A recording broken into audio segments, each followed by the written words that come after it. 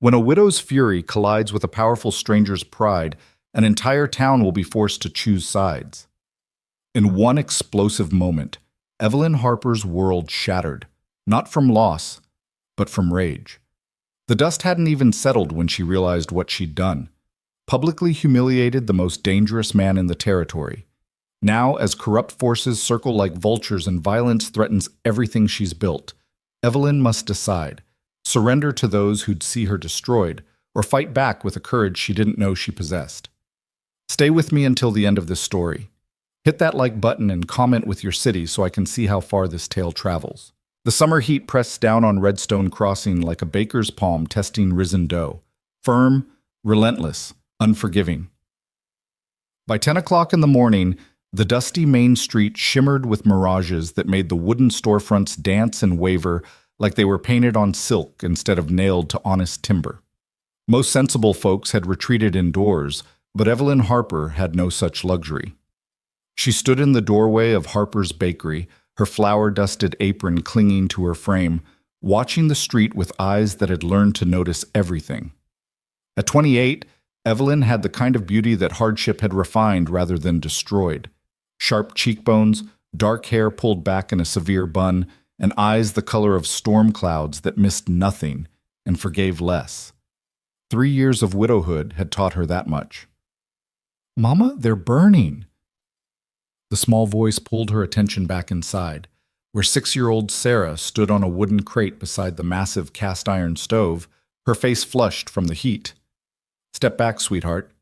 Evelyn moved with practiced efficiency, pulling the tray of rolls from the oven just as their tops achieved that perfect golden brown that her customers had come to expect.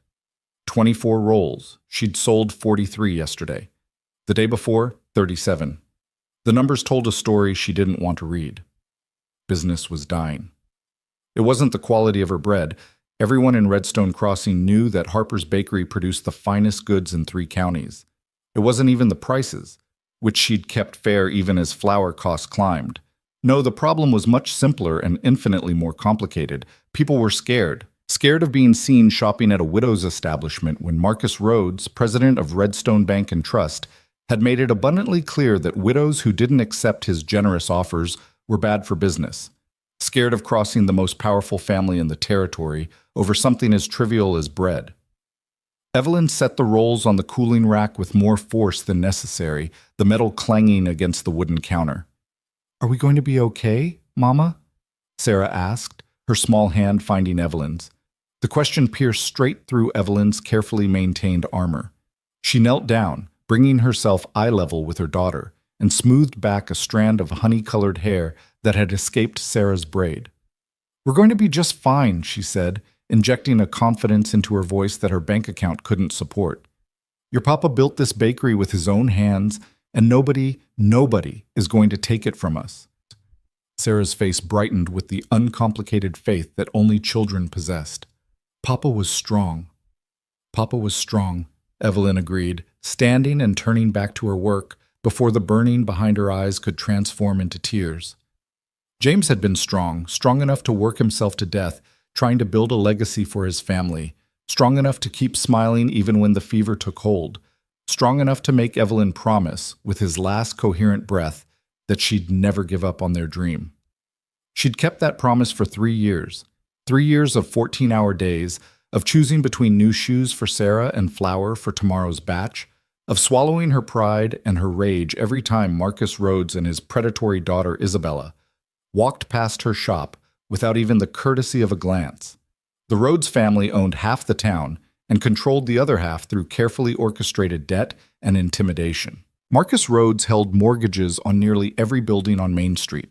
His daughter Isabella held court over the town's social scene with the casual cruelty of someone who'd never been told no. Together, they represented everything that was wrong with Redstone Crossing, and everything Evelyn was powerless to fight. Until today. Evelyn was arranging the fresh rolls in the display window when she heard it, the thunder of hooves moving too fast for the crowded street, accompanied by shouts of alarm. She looked up just in time to see a massive black stallion careening around the corner, its rider struggling for control. "Sarah, get back!" Evelyn barely had time to push her daughter toward the rear of the shop before the horse, wild-eyed and frothing, mounted the boardwalk. The rider, a tall man in a dusty black coat, yanked hard on the reins, and the stallion reared. Time compressed into a series of crystalline moments, the horse's hooves coming down inches from her doorframe, the sickening crash as the animal's flank caught her carefully arranged outdoor display, the almost musical sound of breaking glass as her morning's work, 36 fresh loaves and 2 full trays of rolls tumbled into the street. The bread hit the dirt like fallen soldiers. Evelyn stared at the destruction, her mind unable to process what her eyes were seeing. Those loaves represented 6 hours of work, $2 in flour, and the only money she'd make today. They were also the last of her inventory before she'd have to make a choice between buying more supplies or paying this month's mortgage payment to the road's bank. The rider dismounted, moving toward her with what looked like concern. "Ma'am, I'm terribly—" Something inside Evelyn snapped. 3 years of grief, 3 years of fear, 3 years of watching her dreams crumble like day-old pastry, while people like the Rhodes family grew fat on the suffering of others. It all came pouring out in a torrent of rage that surprised even her. "Do you have any idea what you've done?" Her voice cut across the street like a whip, sharp enough that pedestrians stopped to stare. "Do you think this is just bread? Do you think this is just some trivial inconvenience you can apologize away?" The man opened his mouth, but Evelyn wasn't finished. Years of swallowed words, of bitten tongue and forced smiles, of yes-sirring and thank you ma'aming to people who looked through her like glass, it all came rushing out. "This is my life in that dirt. This is my daughter's meals for the week. This is the mortgage payment I won't be able to make now." She advanced on him, heedless of the crowd gathering, heedless of Sarah's small gasp from inside the shop, heedless of everything except the red haze of fury that had been building for 3 years and now demanded release. "This is everything I have left of my husband's dream, and you've destroyed it with your recklessness and your complete callous disregard for anyone but yourself." The stranger stood perfectly still, his hat shadowing most of his face. He was tall, easily over 6 feet, with broad shoulders and the kind of bearing that suggested he wasn't accustomed to being addressed this way. Something about his stillness should have warned Evelyn, but she was beyond warnings now. "You people are all the same," she continued, her voice rising. "You ride through here like you own the territory, like the rest of us are just obstacles in your path. You take, and take, and take, and you never once consider the cost to anyone else. Well, I have nothing left to give." The last words came out as almost a sob. Evelyn felt her face burning, felt the eyes of half the town on her, felt Sarah's small hand gripping her skirt from behind. The enormity of what she'd just done, screaming at a stranger in public, making a scene, drawing exactly the kind of attention that could give the Rhodes family more ammunition, crashed over her like a wave. But she couldn't seem to stop. "So yes," she said, her voice dropping to something cold and hard and final, "you owe me an apology. You owe me compensation for every loaf in that dirt. And you owe me an explanation for why men like you think you can destroy everything someone has worked for and walk away without consequences." The silence that followed was absolute. The stranger stood motionless for what felt like an eternity. Then, slowly, he removed his hat. Luke Carter had the kind of face that made women forget their words. Strong jaw, eyes the color of honey in sunlight, dark hair slightly too long to be properly fashionable. But it was the expression in those eyes that made Evelyn's breath catch. Not anger at her outburst, not offense at her accusations, but something that looked almost like understanding. "You're absolutely right," he said quietly.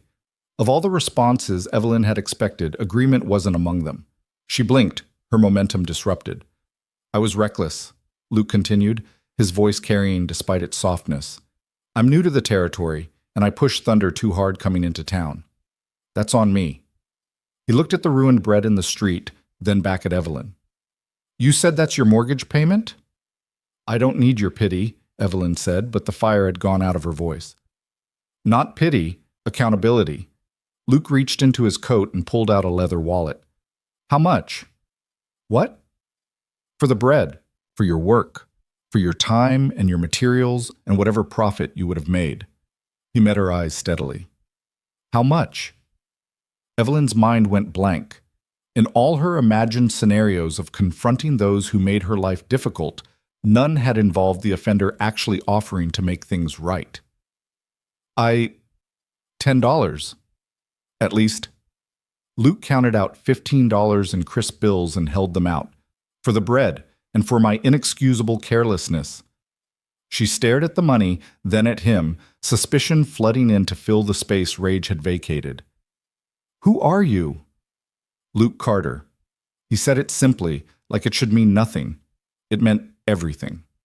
The name rippled through the crowd like wind through wheat. Evelyn heard it in the whispers. Luke Carter. The Carter Ranch. Bought out the Jacobson spread last month. Biggest landowner in 3 counties now. Has the governor's ear. Made his fortune in cattle and silver. Richer than Rhodes, some say.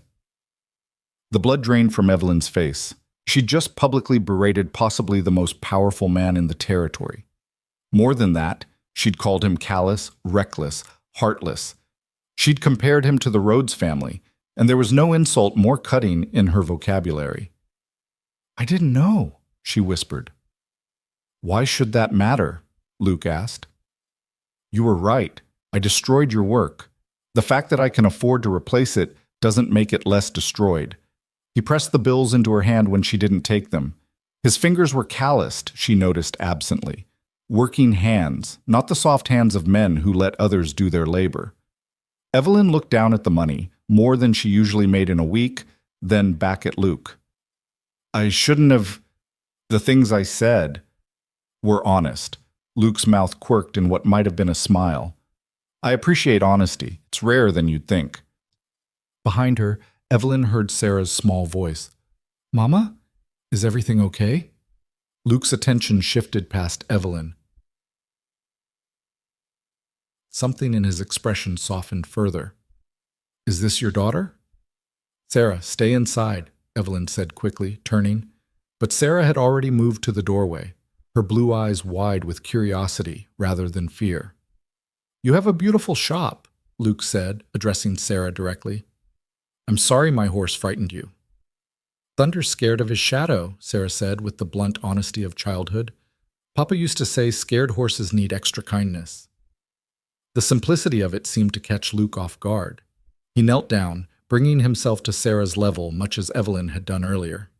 Your papa sounds like he was a wise man. He died, Sarah said matter-of-factly. But Mama says he's watching over us. Evelyn saw something flicker across Luke's face. Recognition, maybe, or shared grief. He stood slowly, his attention returning to Evelyn. I truly am sorry, Mrs. Harper. For all of it. The use of her name, he'd somehow learned it already, probably from the shop sign or the whispers of the crowd, made everything suddenly, intensely real. Evelyn became acutely aware of her appearance. Flour-stained apron, hair escaping its bun, face probably still flushed from her outburst. She looked like exactly what she was, a struggling widow who just made a spectacular fool of herself in front of the most powerful man in the territory. The money is too much, she managed. It's not nearly enough. Luke settled his hat back on his head. But it's a start toward making this right. He paused, seeming to consider something. You lease this property, Mrs. Harper? The question sent ice through Evelyn's veins. Yes. From Rhodes Bank? How did you... But of course he would know. Men like Luke Carter made it their business to know things. Yes. Luke nodded slowly, his expression unreadable. I see. Those 2 words carried enough weight to make Evelyn's stomach drop. She'd just publicly humiliated herself in front of the one man who might have enough power to stand against the Rhodes family, and instead of courting his favor, she'd screamed at him like a mad woman. Mr. Carter, she began, but he raised a hand. Luke, please. Luke, she amended, the informality feeling strange on her tongue. I spoke out of turn. I was upset, and I took it out on you, and that wasn't... I shouldn't have... You should have, he interrupted gently. Someone needed to tell me that the way I ride could hurt people. Better it be you than someone who ends up under Thunder's hooves. He glanced at the ruined bread again. Will you be able to recover from this? Truthfully?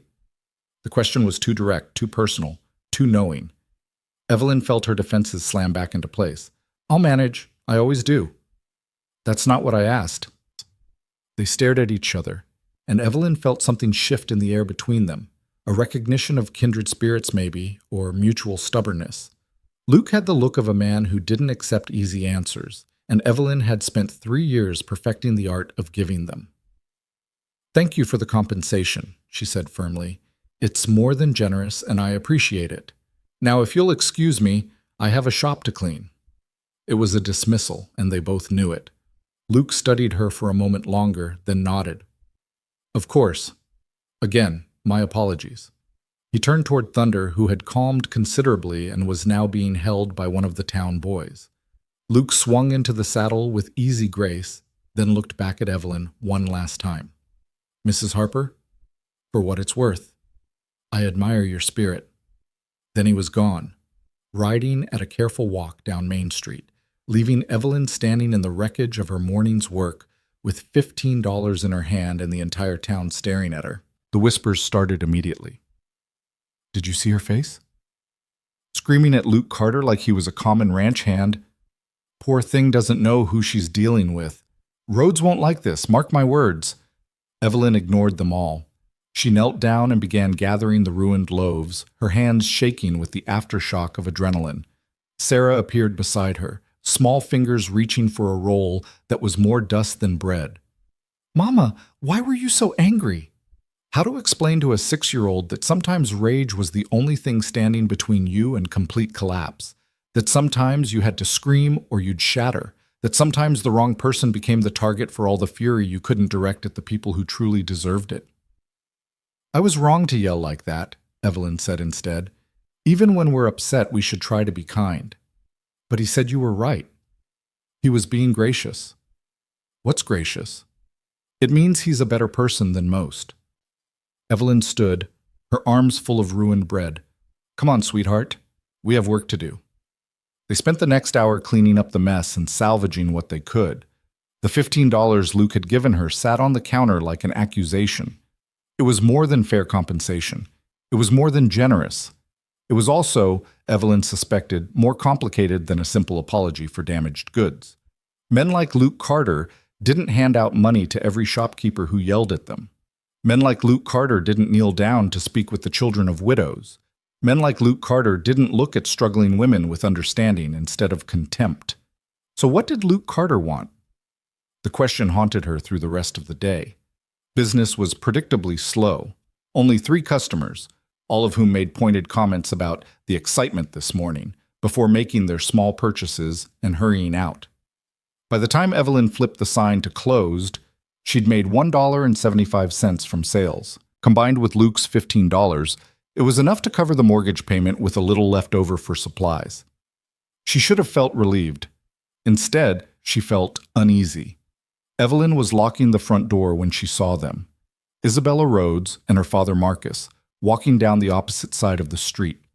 Isabella wore a dress that probably cost more than Evelyn's yearly income, her dark hair perfectly coiffed, her parasol tilted at an angle that suggested she'd practiced the pose in a mirror.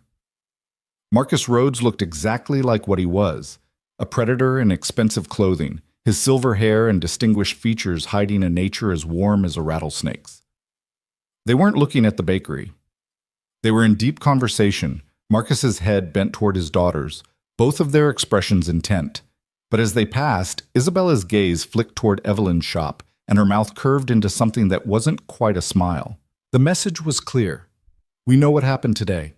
We're watching. Evelyn forced herself to maintain eye contact until they passed.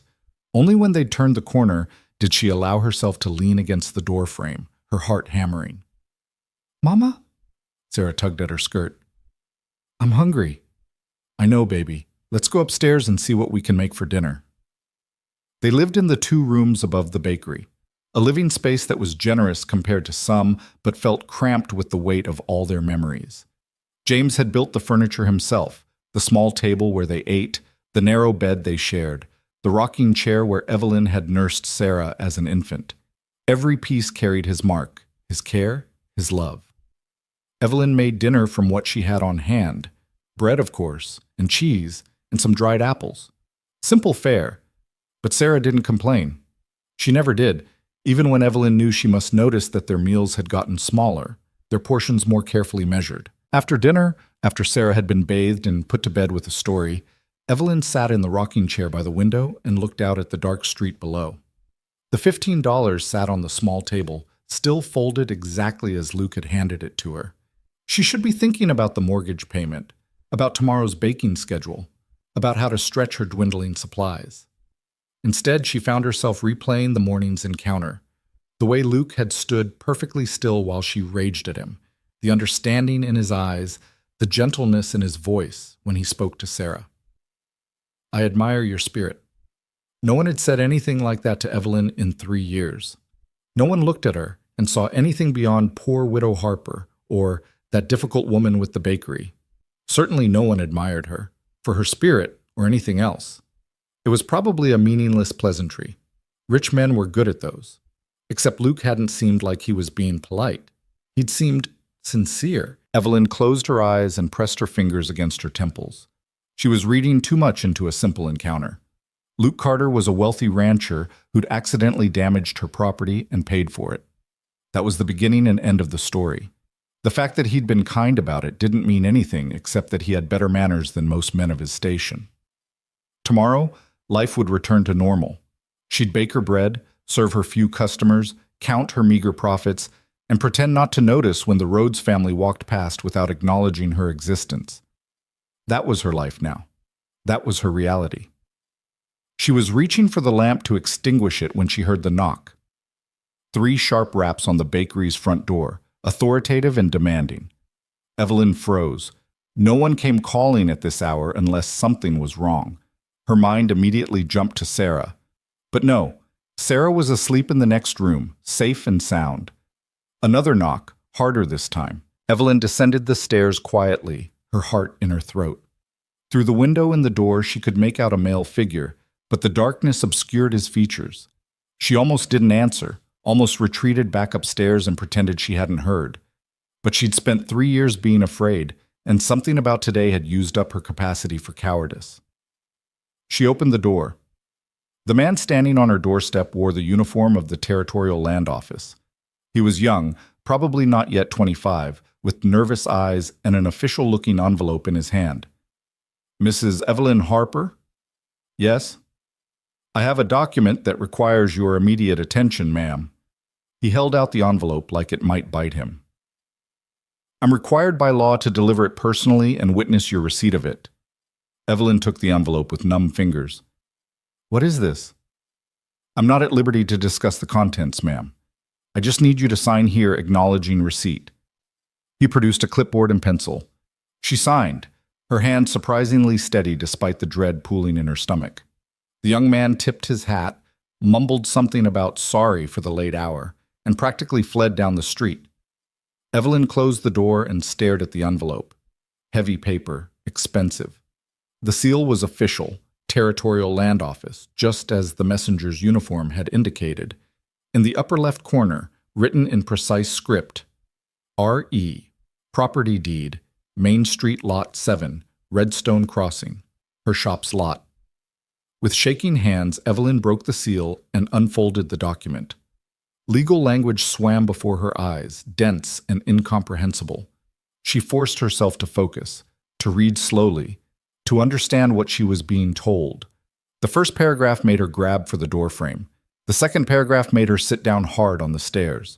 By the third paragraph, she understood exactly what had happened, and exactly why Luke Carter had been so interested in who held her lease. The property her bakery occupied, along with 3 other lots on Main Street, had been purchased. Not by the Rhodes Bank, which currently held the leases. Not by some distant investment company. The new owner, as of that very afternoon, was listed clearly in bold type, Luke Carter, Carter Ranch and Holdings. And there, in the final paragraph, was the detail that made Evelyn's vision blur. Lease terms for current tenant. Mrs. Evelyn Harper, amended as follows. Monthly rent reduced from $12 to $1. Lease term extended from 1 year to 10 years, with option to purchase property at current market value at any point during lease period. Existing debt to previous property owner hereby canceled. New terms effective immediately. Evelyn read it 3 times, then a fourth. The words didn't change. Luke Carter had bought her building. Luke Carter had reduced her rent to almost nothing. Luke Carter had, with a stroke of a pen, eliminated her most pressing financial burden and given her something she hadn't had in 3 years: security. She should have felt grateful. Instead, she felt terrified, because men like Luke Carter didn't bestow favors without expecting something in return. And Evelyn had learned through bitter experience that there was no such thing as free kindness from powerful men. The question wasn't whether Luke wanted something from her. The question was what, and what it would cost her to refuse. Evelyn sat on the stairs of her bakery, holding the document that had just changed her life, and waited for the other shoe to drop. She didn't have to wait long. Morning came too soon and brought with it a clarity that sleep had denied Evelyn. She'd spent most of the night staring at the ceiling, the land office document lying on the table like unexploded ordnance, while her mind spun through every possible explanation for Luke Carter's extraordinary generosity. None of them were good. By the time pale sunlight crept through her window, Evelyn had constructed and discarded a dozen theories. Luke wanted her property for some business venture and was softening her up before making an offer. Luke was the kind of wealthy man who collected obligations from vulnerable women. Luke had some connection to the Rhodes family, and this was an elaborate setup. Each theory felt simultaneously plausible and absurd, but they all shared one common thread. Nobody reduced a widow's rent by 90% out of simple kindness. Sarah stirred in the bed beside her, and Evelyn forced herself to rise. Whatever Luke Carter's game was, she still had bread to bake and a daughter to feed. The world didn't pause for her paranoia. She was downstairs before dawn, her hands moving through the familiar rhythm of mixing dough while her mind continued its relentless analysis. The changed lease terms meant she could afford to buy better flour, could stock more variety, could actually save money for the first time in 3 years. It also meant she was now beholden to Luke Carter in ways she couldn't begin to calculate. The knock came just as she was sliding the first batch into the oven. Evelyn's stomach clenched. She wiped flour from her hands and moved to the door, half expecting to see the land office messenger with another document, another piece of her life being rearranged without her consent. Instead, she found Luke Carter himself, hatless in the early morning light, holding a bouquet of wildflowers that looked absurdly delicate in his work-roughened hands. "Mrs. Harper." He nodded respectfully. "I hope I'm not calling too early." Evelyn stared at him, then at the flowers, then back at him. "Mr. Carter." "Luke, please. It's 5:30 in the morning." "I know." He had the decency to look slightly sheepish. "I wanted to catch you before you opened, and before the town gossips could make this into more than it is." "And what is it?" Evelyn kept her hand on the door, ready to close it if his answer didn't satisfy her. Luke glanced past her into the bakery, where the warm glow of the ovens created a pocket of light against the pre-dawn darkness. "Could we talk inside?" "Just for a few minutes." Every instinct screamed at Evelyn to refuse. Letting him in would fuel exactly the kind of gossip he claimed to want to avoid. It would also put her alone in a room with a man she didn't trust, didn't understand, and couldn't predict. But she also couldn't afford to offend him, not when he literally owned the ground beneath her feet. She stepped back, allowing him entry. "I have bread in the oven. This will have to be brief." "Of course." Luke entered with careful respect, removing his hat and standing near the door, as if to demonstrate he wouldn't intrude further than permitted. He held out the flowers. "These are for you, an apology for any distress yesterday's transaction may have caused." Evelyn took the wildflowers mechanically. Indian paintbrush, lupine, wild roses. Someone had taken time to select them carefully. "You bought my building." "I did. Why?" Luke's expression didn't change, but something in his eyes shifted, a weighing, perhaps, of how much truth to tell. "May I be frank with you, Mrs. Harper?" "I'd prefer it." "I've spent the last month learning about Redstone Crossing, who holds power, who holds grudges, who's vulnerable and who's protected. Your name came up in several conversations." He met her gaze steadily. "Always in the context of Marcus Rhodes's ongoing efforts to acquire your property." The bluntness of it caught Evelyn off guard. "I see." The general consensus around town is that Rhodes wants this lot, Because it's one of the last prime Main Street properties he doesn't control. The specific consensus is that he's waiting for you to default on your lease so he can claim the building and evict you without the mess of a forced sale. Evelyn's jaw tightened. Hearing her fears spoken aloud by a near stranger made them more real, more dangerous. That's quite an assessment from someone who's only been here a month. I'm good at reading situations. Luke's tone remained neutral, factual. I'm also good at recognizing when someone's being systematically cornered. Rhodes has been buying up debt around town, calling in loans early, raising rents on properties he controls. All perfectly legal, all designed to consolidate his power. And you decided to interfere because I don't like bullies. The simplicity of the statement rang with conviction. And because when I saw you yesterday, saw your courage in standing up to a stranger you thought had wronged you, I recognized something I don't see often in this territory. What's that? Someone who won't break. The words settled between them like a challenge. Evelyn felt her defensive walls threatening to crack under the weight of something that sounded too much like respect. Mr. Carter, Luke. Luke, she conceded, frustration bleeding into her voice. I appreciate whatever this is, the flowers, the reduced rent, the noble sentiments about bullies. But I'm not a fool. Men don't spend money on widows they barely know without expecting something in return. You're right. Luke didn't flinch from the accusation. I do expect something in return. There it was. Evelyn felt her spine straighten, her chin lift. And what would that be? I expect you to succeed. Luke gestured around the bakery, taking in the well-maintained equipment, the scrupulously clean workspace, the obvious care in every detail. I expect you to build the business your husband dreamed of. I expect you to provide for your daughter without having to choose between rent and food. And I expect that when Rhodes realizes he's lost his leverage over you, you'll stand firm instead of being intimidated into selling to him anyway. Evelyn searched his face for the lie, the manipulation, the hidden agenda. She found none of them, only a directness that was almost brutal in its honesty. Why do you care about any of that? Something flickered across Luke's expression. Old pain, maybe, or old anger.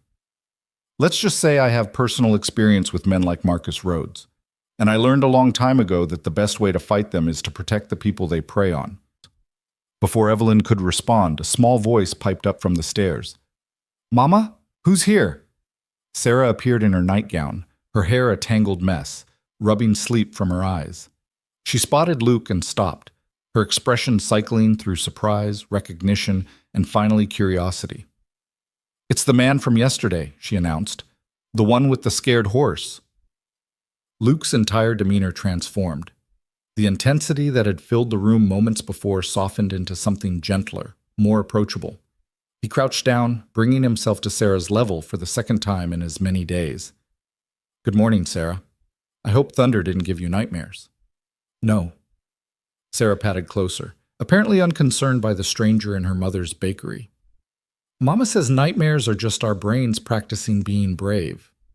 Your mama's very wise. Luke glanced at Evelyn with something that might have been amusement. Is she teaching you to be brave too? She's teaching me to bake bread. That's harder. Sarah peered at the flowers in Evelyn's hands. Those are pretty. Did you pick them yourself? I did. Do you know their names? That one's lupine, and that's Indian paintbrush. Papa used to bring Mama flowers like these. The casual mention of James seemed to catch Luke off guard. He stood slowly, his attention returning to Evelyn with renewed understanding. He had good taste. He had many things, Evelyn said quietly. Sarah, go get dressed. We have a busy day ahead. Sarah hesitated, clearly wanting to continue the conversation, but Evelyn's tone left no room for negotiation. With a small sigh, she retreated back upstairs.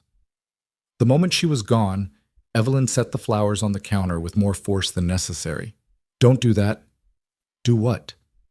Don't charm my daughter. Don't make her think that we're... She struggled for words. Don't make her hope for things that aren't going to happen. Luke's expression grew serious. What things would those be, Mrs. Harper? You know exactly what I mean. Evelyn crossed her arms, defensive.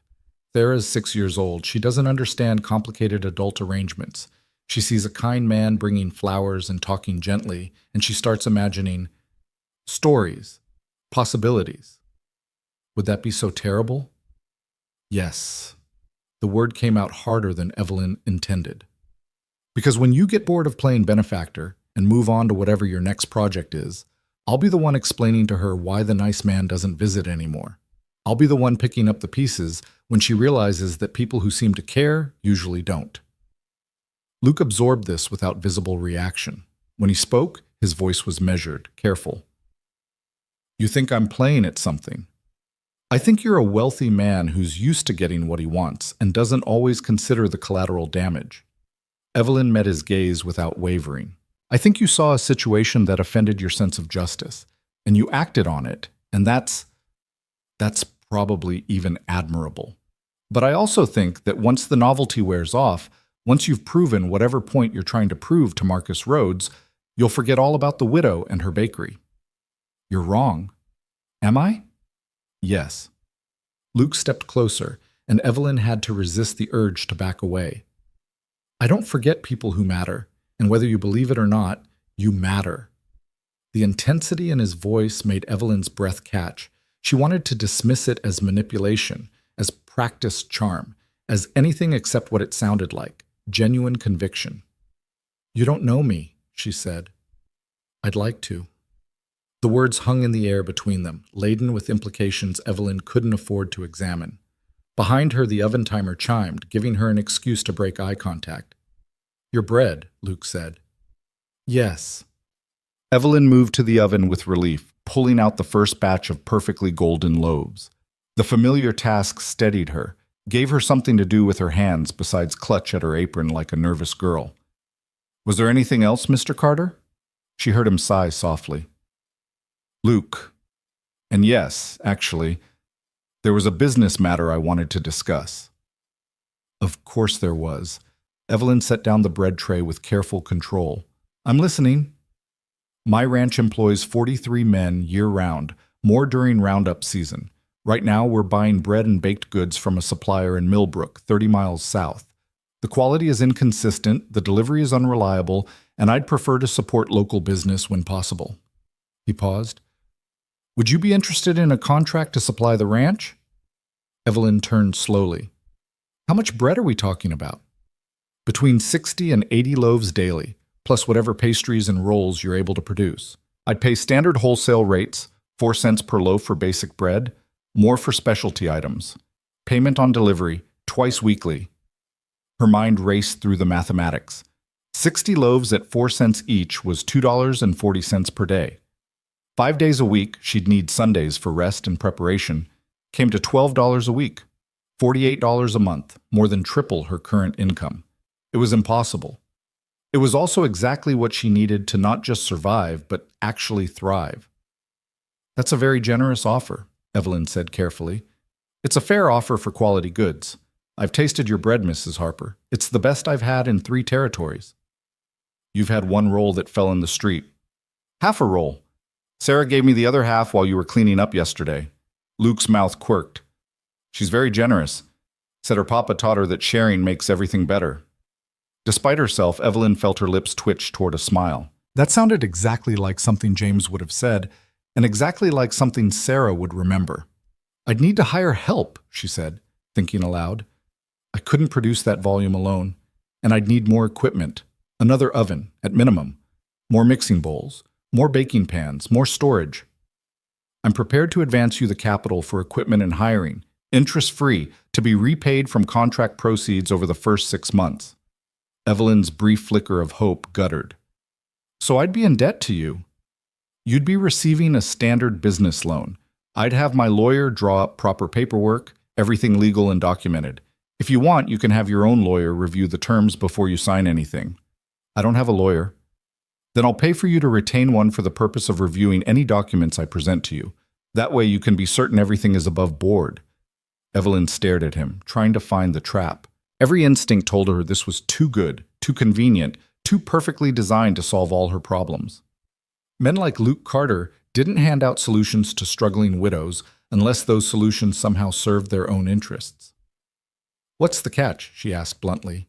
No catch, There's always a catch. Luke's expression softened into something that might have been sympathy. Mrs. Harper, Evelyn, I understand why you're suspicious. I do. But I need you to understand something.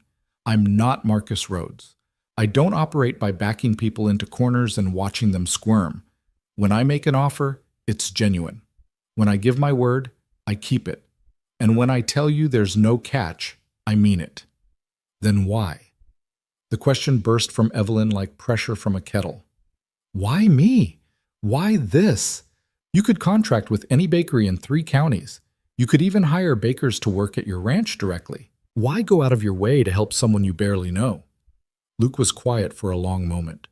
When he spoke, his voice carried a weight that suggested he was choosing his words with unusual care. 5 years ago, I was running a small ranch in Colorado. Built it from nothing, same as your husband built this bakery. Worked myself near to death, but it was mine, and I was proud of it. His gaze drifted toward the window, though Evelyn suspected he was seeing something far beyond Redstone Crossing's dusty street. Then a banker named William Thorne decided he wanted my land, offered me a fraction of what it was worth. When I refused, he called in a loan I'd forgotten I'd signed. Nothing major, just $50 I'd borrowed for seed money when I was first starting out. Evelyn felt her stomach tighten. She knew how this story ended. Thorne bought up my debt from the original lender, tripled the interest, and demanded immediate payment. When I couldn't produce the full amount, he foreclosed. Took everything, land, cattle, equipment, the house I'd built with my own hands. It was all legal, all perfectly within his rights. Luke's jaw tightened. He didn't even want the ranch for himself. He just wanted to prove he could take it. What did you do?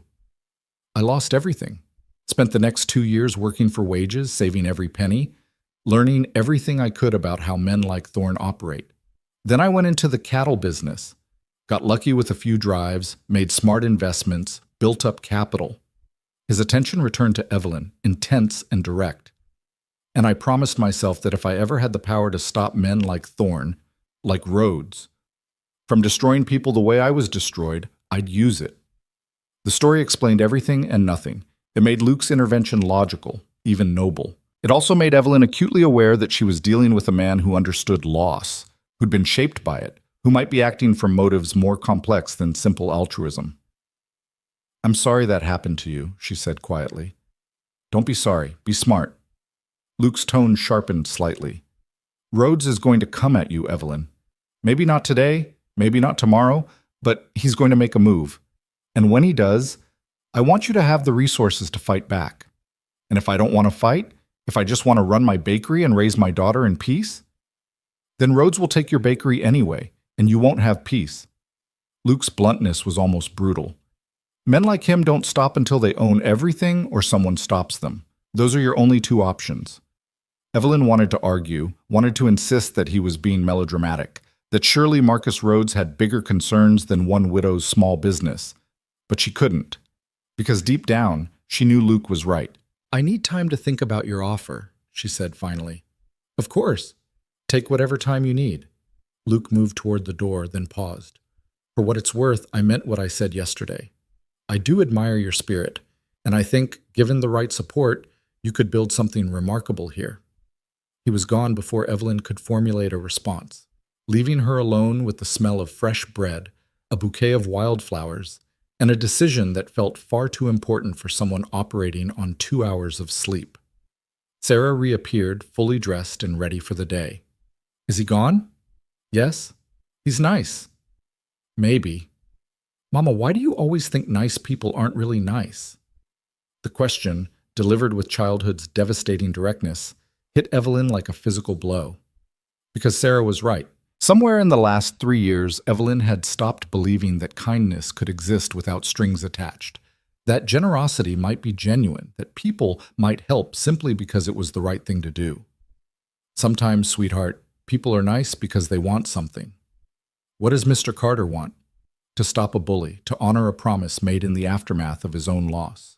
To prove something to himself or to the world or to the ghost of a banker named William Thorne. Evelyn didn't know which answer was true, and she suspected Luke himself might not know either. I'm not sure yet, she admitted. The morning rush, such as it was, came and went. Evelyn served her handful of regular customers, accepted their carefully neutral greetings, and pretended not to notice the way they glanced at the wildflowers on her counter or the way their eyes lingered with questions they were too polite to ask directly. By noon, the flowers had become the subject of intense speculation. Mrs. Chen from the general store made a pointed comment about unexpected admirers. Old Tom Barrett, who ran the livery stable, mentioned that he'd seen Luke Carter riding past the bakery 3 times in the last week. Even quiet Margaret Sullivan, who rarely spoke to anyone, paused on her way out to observe that the wildflowers were very romantic.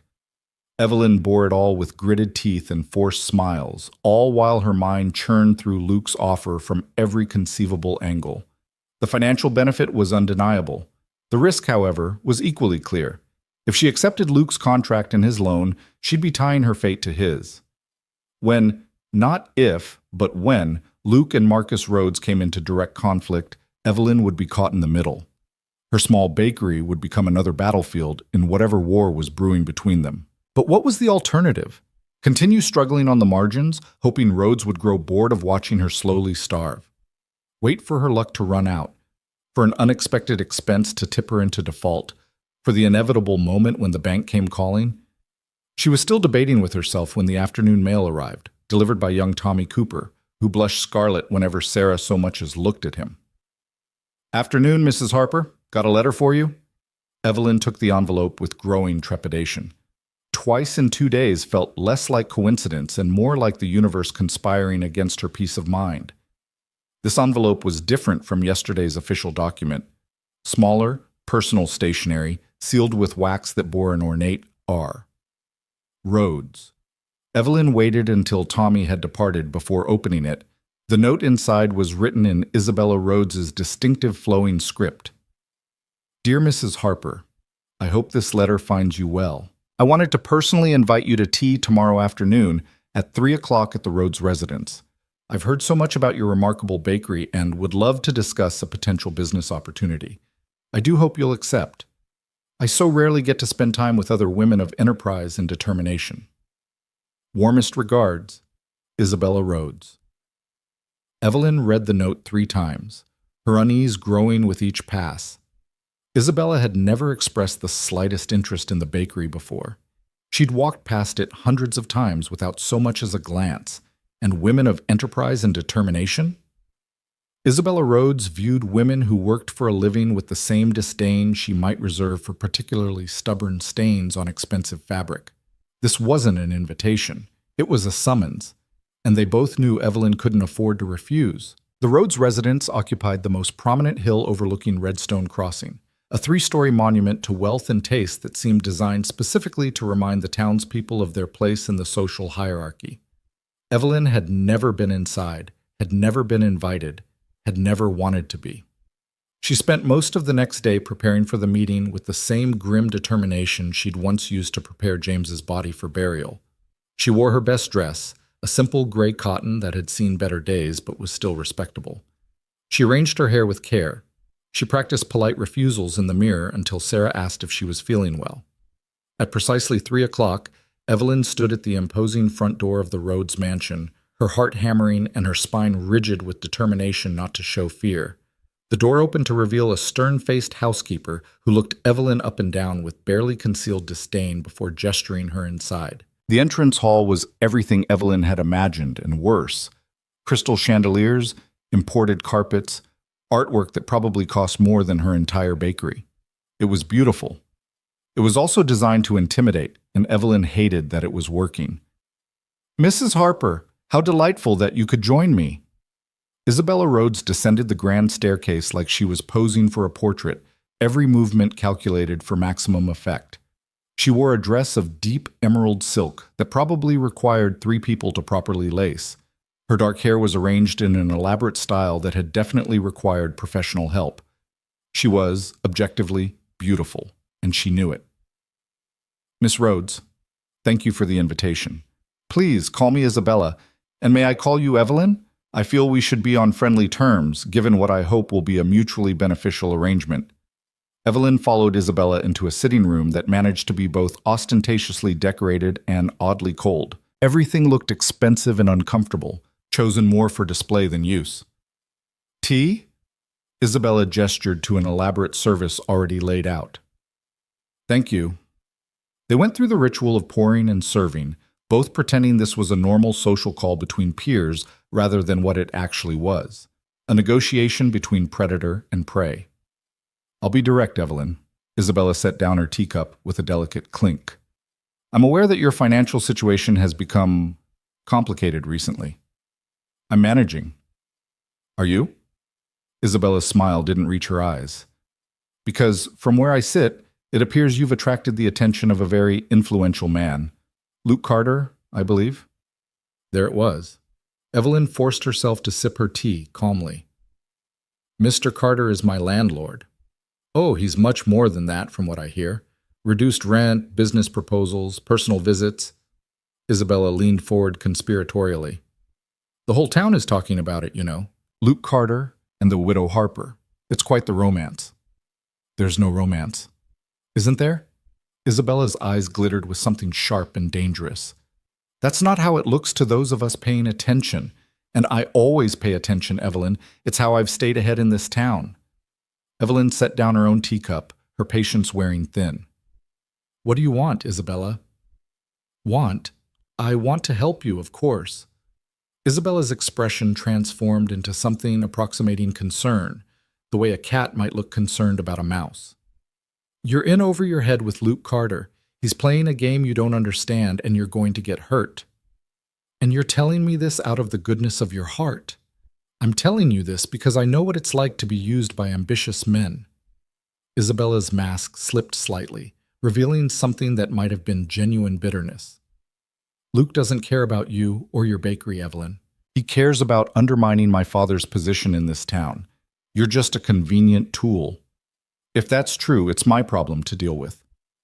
Is it? Isabella's voice hardened. Because it seems to me that when Luke inevitably moves on to his next crusade, you'll be left with nothing. Except now you'll have made an enemy of my father by aligning yourself with his rival. That's not a position you want to be in. The threat wasn't even subtle. Evelyn felt anger kindle in her chest, hot and cleansing. So what are you proposing? That I reject Luke's help and throw myself on the mercy of the Rhodes family instead? I'm proposing that you sell me your lease. Isabella produced a folded document from somewhere in her elaborate dress. My father is prepared to offer you $500 for your business and your lease rights. That's more than enough to start fresh somewhere else, somewhere you won't be caught in the middle of a war between powerful men. Evelyn didn't even look at the document. No. You haven't heard my full offer. I don't need to. Evelyn stood, her tea untouched. My husband built that bakery with his own hands. He died believing I'd keep it running, and I'm not abandoning his legacy because you and your father want to play chess with Main Street. Isabella's facade cracked completely. You're making a mistake. Maybe, but it's my mistake to make. Luke Carter isn't your white knight, Evelyn. He's using you. And you're trying to buy me. Evelyn moved toward the door. At least Luke had the decency to make his manipulation look like generosity. If you walk out that door, my father will make your life very difficult. Evelyn turned back, and when she spoke, her voice was ice. Your father's been making my life difficult for 3 years. I'm still here. She walked out before Isabella could respond, her heart pounding but her steps steady. She'd just made an enemy of the most powerful family in Redstone Crossing. She should have been terrified. Instead, she felt free. The feeling lasted until she rounded the corner and nearly collided with Luke Carter himself, who was standing on the street outside the Rhodes property with an expression that suggested he'd been waiting for her. Evelyn? His eyes scanned her face, noting something she suspected she couldn't hide. What happened? I just turned down $500 to sell my business and leave town. Luke's expression darkened. Isabella? And her father, presumably. Evelyn started walking, needing movement to burn off the adrenaline still coursing through her system. You were right. They're coming at me. I'm sorry. Don't be. Evelyn stopped, turned to face him directly. I'm accepting your contract. All of it. The bread supply, the equipment loan, the whole arrangement. Whatever paperwork you need me to sign, Have your lawyer draw it up." Luke studied her carefully. "You're sure?" "I'm sure that I'm tired of being afraid. I'm sure that I'm tired of letting people like the Rhodes family dictate my choices. And I'm sure that if I'm going to make enemies anyway, I might as well do it while building something worth fighting for." She met his gaze steadily. "Is your offer still open?" "Always." "Then let's do this properly. Business partners, everything documented and legal and above board. Can you live with that?" Something that looked like respect flickered across Luke's face. "I can live with that." They shook hands there on the street corner while the afternoon sun painted Redstone Crossing in shades of amber and gold. It should have felt like a victory. Instead, it felt like the moment before a storm broke, that strange electric pause when the air goes still and you know with absolute certainty that everything's about to change. Evelyn had no idea how right she was. The storm came faster than Evelyn anticipated. Within a week of signing Luke's contract, her world transformed in ways both exhilarating and terrifying. The new oven arrived on a Tuesday, massive and gleaming, carried by 4 sweating ranch hands who installed it with the kind of precision that suggested Luke had given very specific instructions. By Thursday, Evelyn had hired Mary Chen, the general store owner's widowed sister, who turned out to have a gift for pastry that made Evelyn's own skills look pedestrian. By Saturday, they were producing 70 loaves a day, and the smell of fresh bread filled Main Street from dawn until dusk. The bakery thrived, and Marcus Rhodes watched. Evelyn felt his attention like a weight, saw it in the way he slowed when passing her shop, in the calculating looks Isabella shot through the window, in the subtle changes around town. Customers who'd started returning after the news of her contract with Luke suddenly found themselves offered special terms at the Rhodes Bank if they'd consider shopping elsewhere.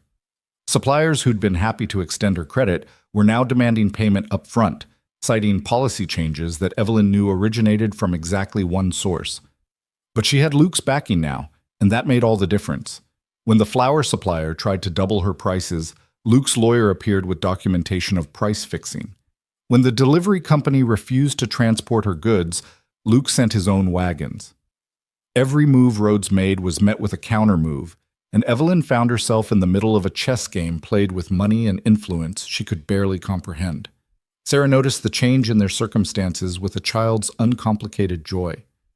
Better meals, new shoes that actually fit, bedtime stories that didn't end early because Evelyn was too exhausted to finish them. But she also noticed the tension that crept into Evelyn's shoulders whenever someone mentioned the Rhodes family, the way her mother's smile grew tight when discussing business matters. "Mama," Sarah asked one evening as Evelyn tucked her into bed, "are the bad people going to take our bakery?" The question froze Evelyn's hand mid-motion. "What bad people, sweetheart?" "The ones you and Mr. Luke are fighting." Sarah's blue eyes were far too knowing for 6 years old. "Mary says they're mean and want to hurt us."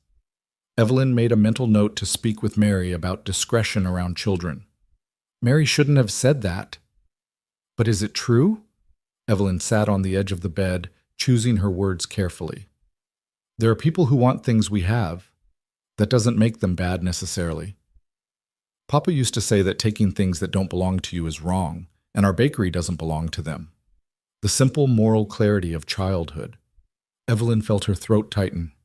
"No, baby, it doesn't. Then we have to fight them. It's not that simple." "Why not?" Sarah sat up, her expression fierce in a way that reminded Evelyn painfully of James. "Papa said you were the bravest person he knew. He said you could do anything." Evelyn pulled her daughter close, breathing in the scent of soap and childhood innocence. "Your papa saw the best in everyone. Sometimes I think he saw things in me that weren't really there."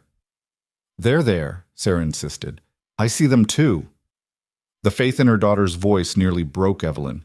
She kissed Sarah's forehead and tucked her back under the covers, then retreated downstairs before the tears could fall. Luke was waiting in the bakery, reviewing the week's accounts with the focused intensity he brought to everything. He'd made a habit of stopping by after hours, ostensibly to discuss business, but increasingly to simply be present. Evelyn had stopped questioning it, stopped analyzing his motives. The truth was, she'd come to depend on these quiet evenings, on the steady competence he brought to problems that would have overwhelmed her alone. "Production's up 30%, Luke said without preamble. Quality's consistent. Mary's working out well. She's extraordinary. Evelyn began wiping down the already clean counter, needing something to do with her hands. I don't know how I managed without her. You managed because you're stubborn and brilliant. Luke set down the ledger. But you're also running yourself ragged. When was the last time you slept more than 4 hours? I sleep fine. Evelyn, the gentle reproach in his voice made her stop, turn to face him. I'm managing. You're exhausted, and you don't have to be. Luke stood, moving closer but maintaining the careful distance he always kept. I could hire another assistant, someone to handle the morning prep so you're not starting at 4 a.m. every day. I don't need charity. It's not charity. It's practical business management. You can't run this operation on willpower alone. I've been running on willpower for 3 years, and it's killing you. The bluntness of it made Evelyn flinch. Luke's expression softened. I'm not criticizing. I'm worried. There's a difference. Evelyn wanted to argue, to insist she was fine, to maintain the armor of self-sufficiency she'd built so carefully. But she was tired, bone-deep, soul-tired in ways that sleep couldn't fix. And Luke's concern, genuine and uncomplicated, threatened to undo her completely. Why do you care so much? The question came out quieter than she intended. Luke was silent for a long moment. When he spoke, his voice carried a weight that suggested he'd been holding this answer for a while. Because when I look at you, I see someone fighting the same battle I fought 5 years ago. And I remember how desperately I wished someone would step in, would offer help, would see me as more than just another casualty of men like William Thorne. He met her gaze steadily. I can't change what happened to me, but I can make sure it doesn't happen to you. That's not the only reason. No, Luke admitted, it's not. The air between them shifted, charged with something neither of them seemed willing to name. Evelyn felt her pulse quicken, felt the pull of possibilities she'd forbidden herself to consider. Luke! The crash of breaking glass cut her off. Both of them spun toward the window, where a rock now lay among the shattered fragments, wrapped in paper that Evelyn already knew would carry a message she didn't want to read. Luke reached it first, his expression darkening as he unfolded the note. His jaw clenched, a muscle twitching in his cheek. What does it say? Evelyn asked, though part of her didn't want to know. Luke handed her the paper without a word. The message was brief, written in block letters that suggested someone had tried to disguise their handwriting. Whores who spread for rich men get what they deserve. Leave while you still can. The crudeness of it hit Evelyn like a physical blow. She felt her face burn with humiliation and rage, felt her hands start to shake. Evelyn, Luke reached for her, but she jerked away. Don't! Her voice came out strangled. Just don't! This is exactly what they want. They want you scared, want you ashamed, want you to run. Well, it's working. Evelyn crumpled the note, threw it toward the trash with more force than necessary. Everyone in town is going to be talking about this by morning. Everyone's going to believe. Anyone who knows you won't believe a word of it. You don't understand what it's like. Evelyn rounded on him, her control fracturing. You're a man. A wealthy, powerful man. People whisper about your business dealings, maybe, or your political connections. But they don't question your morality. They don't call you vile names or suggest you're trading your body for favors. You're right, Luke said quietly. I don't understand that, but I understand cruelty meant to break you, and I understand that the people behind this are counting on you to crumble. Maybe I should. The words felt like surrender. Maybe I should sell, take whatever money I can get and leave. Start over somewhere else, somewhere the Rhodes family doesn't control everything. Is that what you want? I want my daughter to grow up without rocks being thrown through her mother's window. Evelyn's voice cracked. I want to run a bakery without it turning into a war zone. I want... She couldn't finish. The wants were too big, too impossible. She wanted James back, wanted these 3 years of struggle to disappear, wanted the simple life she'd been promised before everything fell apart. Luke crossed to her in 2 strides and pulled her into his arms before she could protest. Evelyn stiffened, started to push away, then collapsed against his chest as 3 years of carefully controlled tears finally broke free. She sobbed into his shirt, great shuddering gasps that shook her entire frame, while Luke held her steady and said nothing. When the storm finally passed, Evelyn pulled back, mortified by her loss of control. "I'm sorry." "Don't apologize for being human."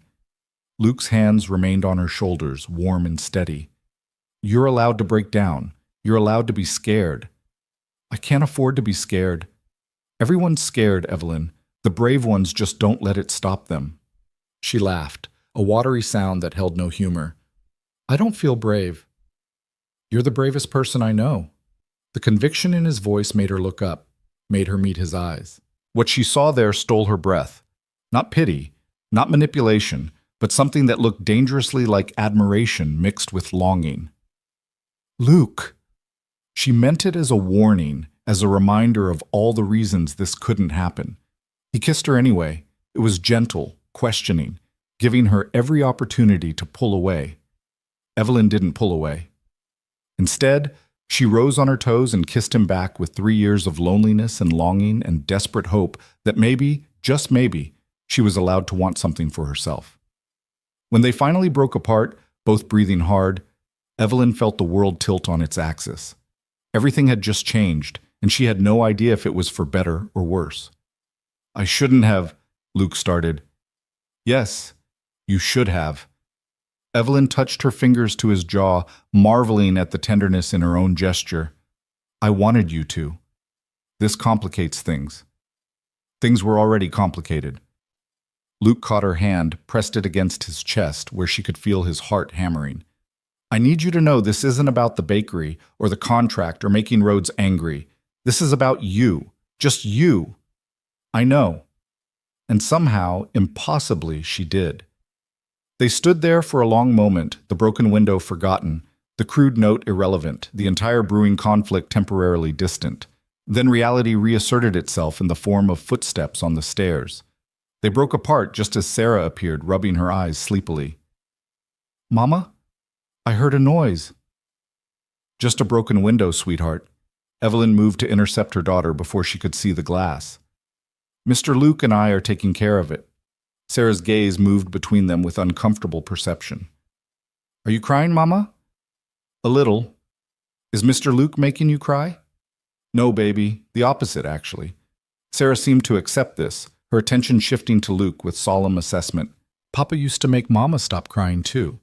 He was very good at it." The casual mention of James should have felt like betrayal, should have filled Evelyn with guilt. Instead, it felt like permission, like James himself was telling her it was acceptable to move forward, to let someone else share the burden. Luke knelt down, bringing himself eye level with Sarah once more. "Your papa sounds like he was a good man. The best." Sarah's conviction was absolute. "But he's gone now, and Mama needs someone to help her not be sad all the time." "Sarah," Evelyn's mortification was complete, but Luke just smiled, something genuine and warm.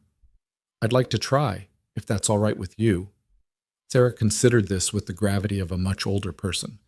"Can you bake bread?" "Not as well as your mama." "Can you make her laugh?" "I'm working on it." "Can you protect us from the bad people?" The childish question held adult weight. Luke's expression grew serious. "Yes, I can do that." "I can do—" "Okay then." Sarah nodded decisively. "You can stay." She padded back upstairs, apparently satisfied with her interrogation, leaving Evelyn and Luke staring after her in stunned silence.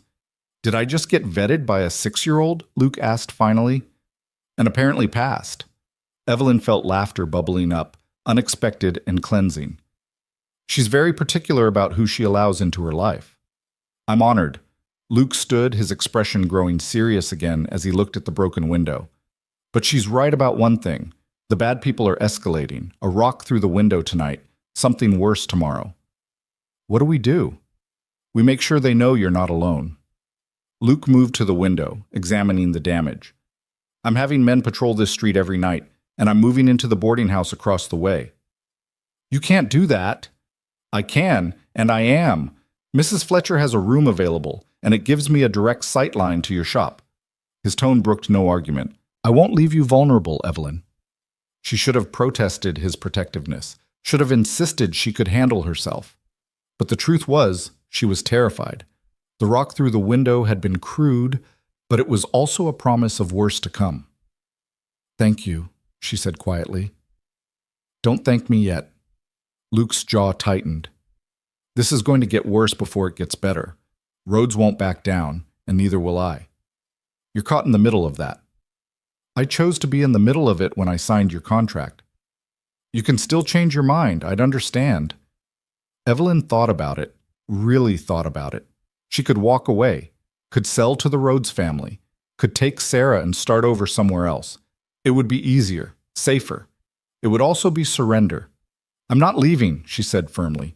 This is my home, my business, my choice. Luke's smile was small but genuine. Then we fight.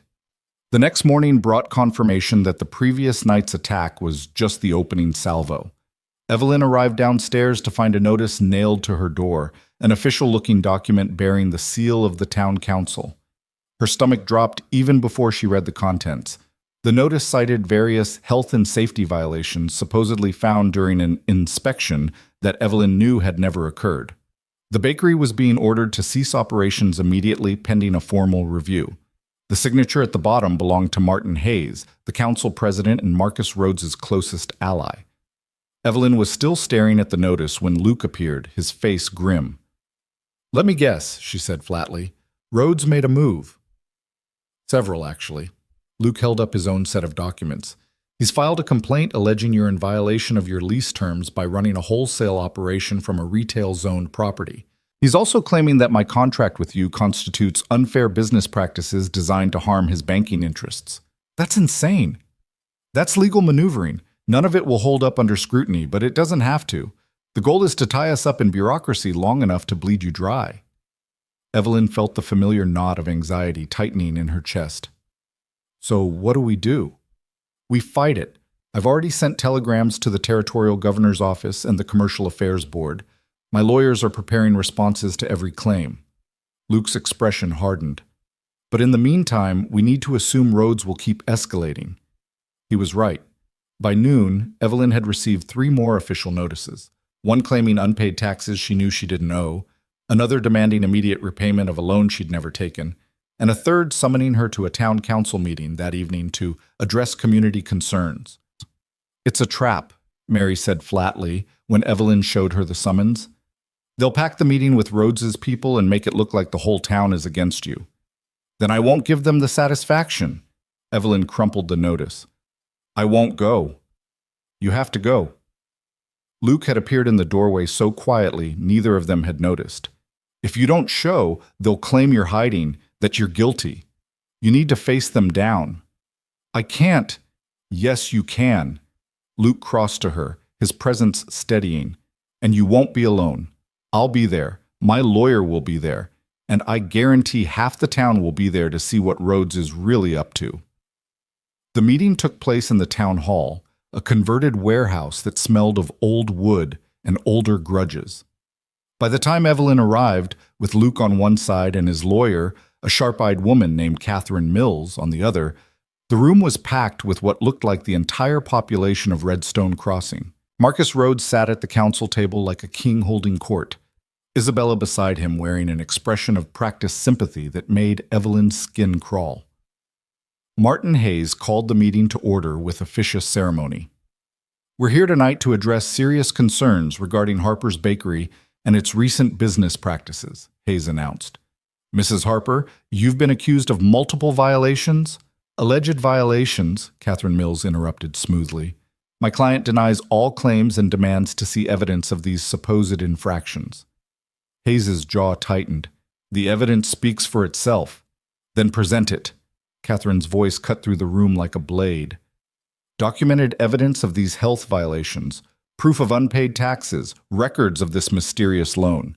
If you have evidence, Councilman Hayes, now would be the time to produce it." The silence that followed was telling.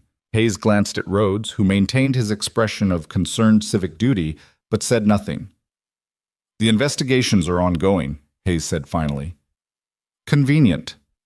Catherine pulled out her own stack of documents. "Because my investigation found that every single claim made against Mrs. Harper can be traced back to sources with direct financial ties to the Rhodes Bank.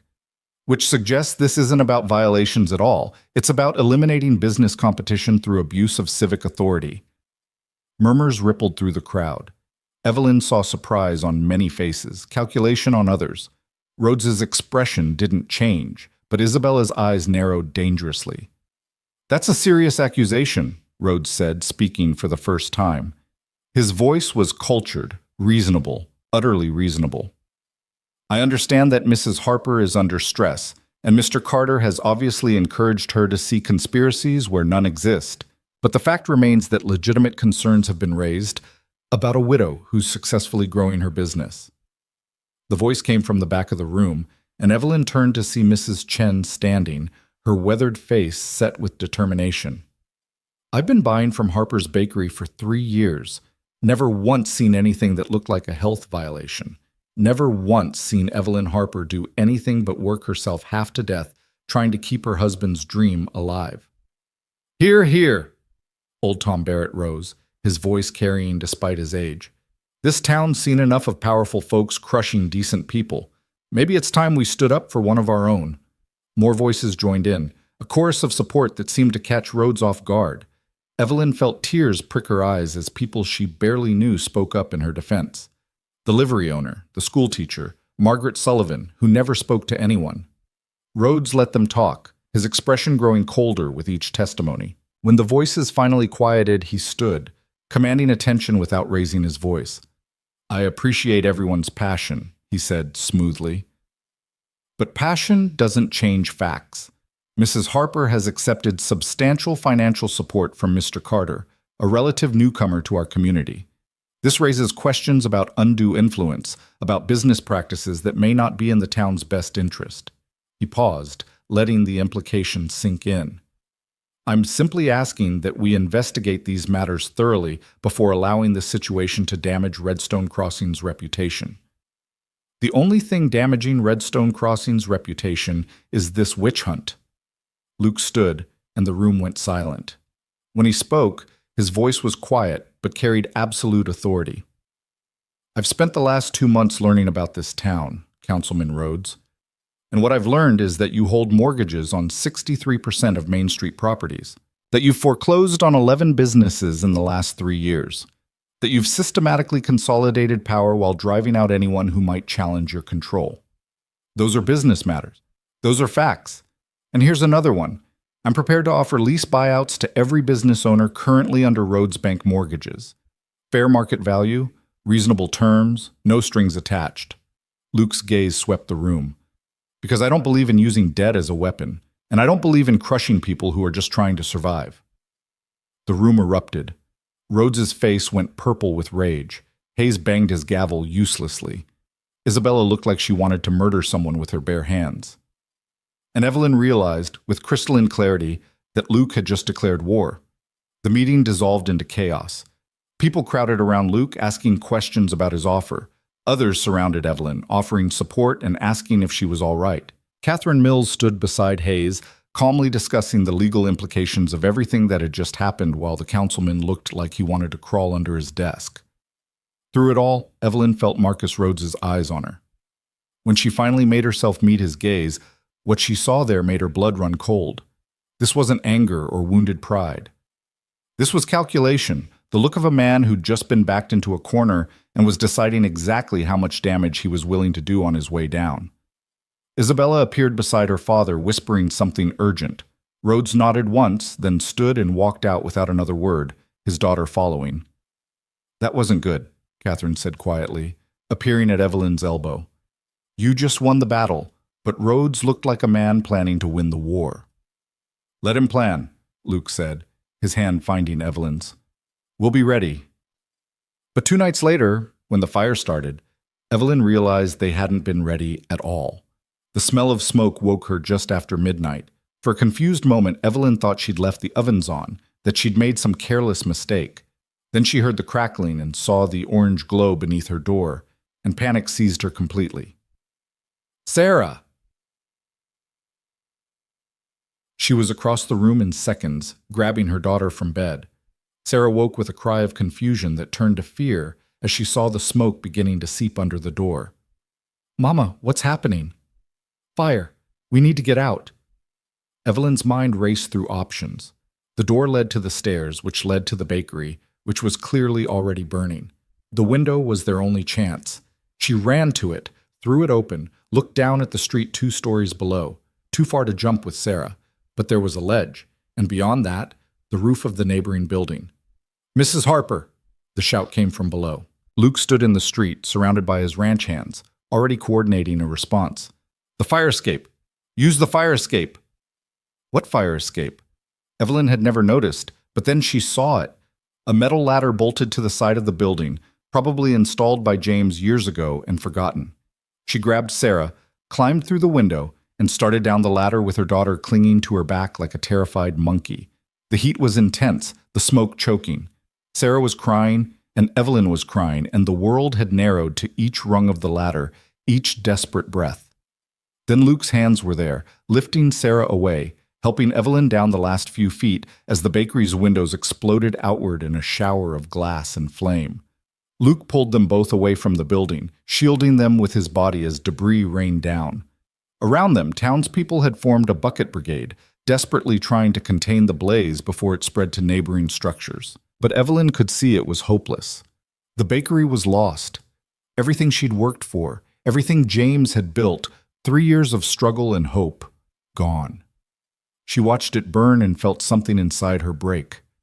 Then she felt something else, a fury so pure and cold it drove out the grief. Because this wasn't an accident, this was murder, attempted and failed. Rhodes had tried to kill her and Sarah to protect his power and his pride. "Evelyn," Luke's voice cut through the roar of flames. "Look at me." She turned, saw her own rage reflected in his eyes. "He's going to pay for this," Luke said quietly. "I swear to you, Marcus Rhodes will pay for every bit of this." Evelyn looked at the burning bakery, at her terrified daughter, at the townspeople fighting to save what they could of her dream. Then she looked at Luke, and when she spoke, her voice was steady as stone. "No," she said. "We're both going to make him pay." The fire burned through the night, and by morning, Harper's Bakery existed only in memory and ash. Evelyn stood across the street as the sun rose, Sarah asleep in her arms, wrapped in a borrowed blanket from Mrs. Fletcher's boarding house. The building's skeleton stood like a blackened monument to everything she'd lost. The ovens James had saved for months to buy. The wooden counter he'd sanded smooth with his own hands.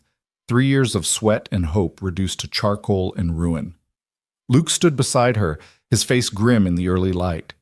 He hadn't left her side since pulling them from the fire escape, hadn't spoken except to give quiet orders to his men. Now, as the last embers died and the reality of the destruction became undeniable, he broke his silence. "The fire marshal will investigate," he said, "but we both know what he'll find." "Arson." Evelyn's voice was flat, emotionless. Somewhere in the long hours of watching her life burn, she'd moved past grief into something colder and more focused. Rhodes finally stopped playing games. "We can prove it. I have men who saw 2 figures running from the alley behind your building just before the fire started. Catherine's already drafting legal action." "Legal action takes time we don't have." Evelyn adjusted Sarah's weight in her arms, feeling her daughter's steady heartbeat against her chest. "Rhodes tried to kill us, Luke. He set fire to a building knowing we were inside, knowing a child was sleeping upstairs. Legal action isn't enough." Luke turned to face her fully, and something in his expression suggested he'd been waiting for this moment. "What are you proposing?" "I'm proposing we stop reacting and start acting. Rhodes has been controlling this town through fear and debt for years. Everyone knows it, but no one will stand against him because he holds all the power." Evelyn's gaze moved to the gathered townspeople, some of whom had fought the fire all night, others of whom had simply watched. "But he doesn't hold all the power anymore. You have resources. I have credibility as his victim. Together we have something he fears, the truth and the will to expose it. You want to go public, force him into the light. I want to destroy him the way he tried to destroy me." The words came out harder than Evelyn intended, but she didn't soften them. "I want everyone in this territory to know exactly what kind of man Marcus Rhodes is. I want his daughter to feel the same fear Sarah felt last night. I want them to lose everything, the way they've made others lose everything for years." Luke studied her face, and Evelyn wondered what he saw there. The widow who'd screamed at him in the street, or the woman who'd just survived a murder attempt and emerged ready for war. You understand what you're asking, Luke said quietly. Rhodes won't just roll over. He'll fight with everything he has. It could get dangerous. It's already dangerous. He burned down my home with my daughter inside. Evelyn's control cracked slightly, rage bleeding through. I'm done being afraid. I'm done playing by rules that only protect men like him. Whatever it takes, Luke, whatever it costs. Even if it costs us everything? The question hung between them, weighted with implications that went beyond business partnerships and legal battles. Evelyn thought about the kiss they'd shared 2 nights ago, about the way Sarah had accepted Luke into their fractured little family, about the future she'd started to imagine before the fire consumed it all. Especially if it costs us everything, she said. Because if we don't stop Rhodes now, there won't be anything left to lose. Luke nodded slowly, decision crystallizing in his expression. Then we do it right. No half measures, no mercy. We gather every piece of evidence, every witness, every scrap of documentation that proves what Rhodes has done, and then we bury him with it. How? Leave that to me. Luke glanced toward the ruins of the bakery. But first, you and Sarah need somewhere safe to stay. Mrs. Fletcher has rooms. We'll stay at the boarding house, Evelyn agreed. But Luke, I need to be part of this. Not just a victim to be protected. A partner. I know. He touched her face gently, a gesture that felt like both promise and apology. I wouldn't have it any other way.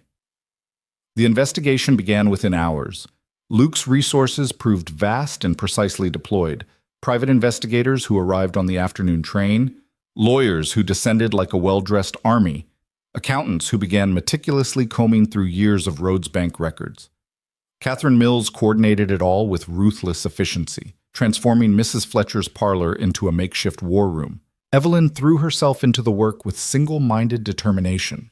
While Sarah stayed with Mary Chen, who'd volunteered to care for her, Evelyn spent days going through documents, identifying patterns, connecting threads that had seemed random, but now formed a damning picture of systematic corruption. Look at this, she said on the third day, spreading papers across the table where Luke and Catherine were reviewing witness statements.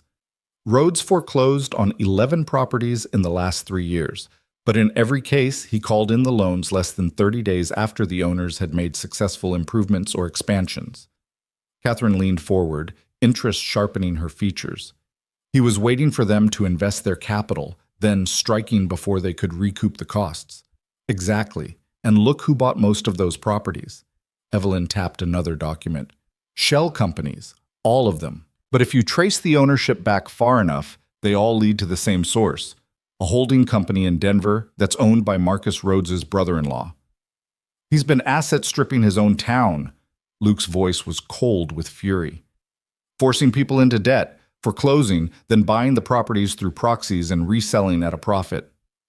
It's brilliant, in a sociopathic way, Catherine said. Perfectly legal if you can't prove the shell companies are connected to Rhodes. Can we prove it? I think so. Evelyn pulled out another file, this one containing correspondence she'd obtained from Tom Barrett, who'd been foreclosed on 2 years prior. Tom saved everything, every letter, every notice, every contract, and buried in here is a receipt for a payment he made directly to Rhodes for consulting services. It's dated 2 weeks before the foreclosure. Catherine's eyes lit up.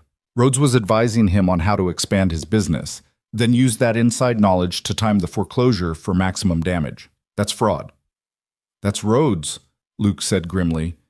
The question is, can we get enough people to come forward? Tom's willing, but we need more than one victim. Leave that to me, Evelyn said. Over the next week, Evelyn did something she'd never done before. She stopped being invisible. She walked through Redstone Crossing with her head high, visiting every shop, every business, every person who'd ever been touched by Rhodes's manipulation. She didn't beg or cajole. She simply told her story, showed them the evidence, and asked if they'd been through something similar. The response was overwhelming. Mrs. Sullivan, the quiet woman from the dress shop, revealed that Rhodes had tripled her rent when she refused to sell him the building at half its value. The owner of the hardware store produced documents showing Rhodes had bought up all the local suppliers and forced him to pay premium prices or go out of business. Even Martin Hayes, the council president, came forward with shaking hands and a confession that Rhodes had been blackmailing him over a youthful indiscretion for years. Why are you telling me this? Evelyn asked Hayes as they sat in Catherine's makeshift office. Because I'm tired of being afraid, Hayes said simply. Because what he did to you and your daughter crossed a line even I can't ignore. And because if we don't stop him now, he'll own this entire town by year's end. By the end of the second week, Catherine had testimonies from 43 people and documentation of fraud spanning nearly a decade. She had proof of illegal foreclosures, predatory lending, price fixing, and intimidation. What she didn't have was evidence directly linking Rhodes to the fire. The men Luke's people saw running from the scene disappeared, Catherine explained during one of their evening strategy sessions. Without witnesses who can identify them, or physical evidence proving Rhodes paid them, we can't make an arson charge stick. Then we make the other charges stick, Luke said. We have enough to destroy his banking license, to bring criminal fraud charges, to ruin him financially and legally. It's not enough. Evelyn's voice was quiet but absolute. Rhodes tried to murder us. If we can't prove that, if we can't make him answer for that specifically, then we've failed. Evelyn, Luke started. No. She stood pacing the small room. You're both thinking like lawyers. You're thinking about what we can prove in court, but Rhodes isn't worried about court. He owns half the judges in the territory. What he's worried about is public opinion, is his reputation, is being exposed as the kind of monster who'd burn a child alive to protect his power. What are you suggesting? Catherine asked. Evelyn stopped pacing, an idea crystallizing with dangerous clarity. Isabella. Luke straightened. Isabella Rhodes? She was there at the mansion when her father planned this. She's been his partner in everything, the manipulation, the foreclosures, the intimidation, but she's also the weak link. Evelyn thought back to their tea, to the bitterness she'd glimpsed beneath Isabella's polished surface. She resents him, resents being used, resents being seen as just an extension of her father's ambitions, and she's terrified of losing her position in society. You want to turn her against him, Catherine said slowly. I want to give her a choice. Help us, and she gets immunity. She gets to rebuild her life, maybe even her reputation, as the daughter who exposed her father's crimes. Or stay loyal and go down with him when we destroy the Rhodes empire anyway. Luke shook his head. She'll never betray her father. Family loyalty isn't as strong as self-preservation. Evelyn met his gaze steadily. Trust me on this. I know what it's like to have your entire world threatened, to face losing everything. Isabella will choose herself. She always does. Catherine considered this. It's risky. If she refuses and warns Rhodes, we lose the element of surprise. Then we make the offer in a way she can't refuse. Evelyn's mind was already working through the approach. We show her everything we have. We make it clear that we're moving forward with or without her cooperation, and we give her 48 hours to decide which side of history she wants to be on. Luke and Catherine exchanged glances. Finally, Luke nodded. Do it. But I'm coming with you. No. Evelyn's response was immediate. She won't talk if you're there. This needs to be woman to woman, victim to accomplice. Let me handle Isabella. The next afternoon, Evelyn stood once again at the imposing door of the Rhodes mansion. This time, she didn't wait for an invitation. She simply knocked, and when the same disdainful housekeeper appeared, pushed past her into the entrance hall. Mrs. Harper, you can't just... The woman sputtered. Tell Miss Rhodes I'm here. Tell her I have information about the fire. And tell her that if she doesn't see me in the next 5 minutes, I'm taking what I know directly to the territorial marshal. Isabella appeared at the top of the staircase within 3 minutes, her expression a careful mask of surprise and disdain. But Evelyn caught the flicker of fear in her eyes, the slight tremor in her hands as she gripped the banister. Evelyn, how unexpected. I heard about your terrible tragedy. Did you? Evelyn's voice was ice. Funny, because I heard you were there when your father planned it. Isabella's mask slipped. I don't know what you're talking about. Yes, you do. Evelyn ascended the stairs, forcing Isabella to either retreat or stand her ground. Isabella stood, but barely. You know exactly what I'm talking about. The fire wasn't an accident. It was attempted murder. And you knew about it. That's a serious accusation with no proof. I have 43 sworn testimonies about your father's criminal activities.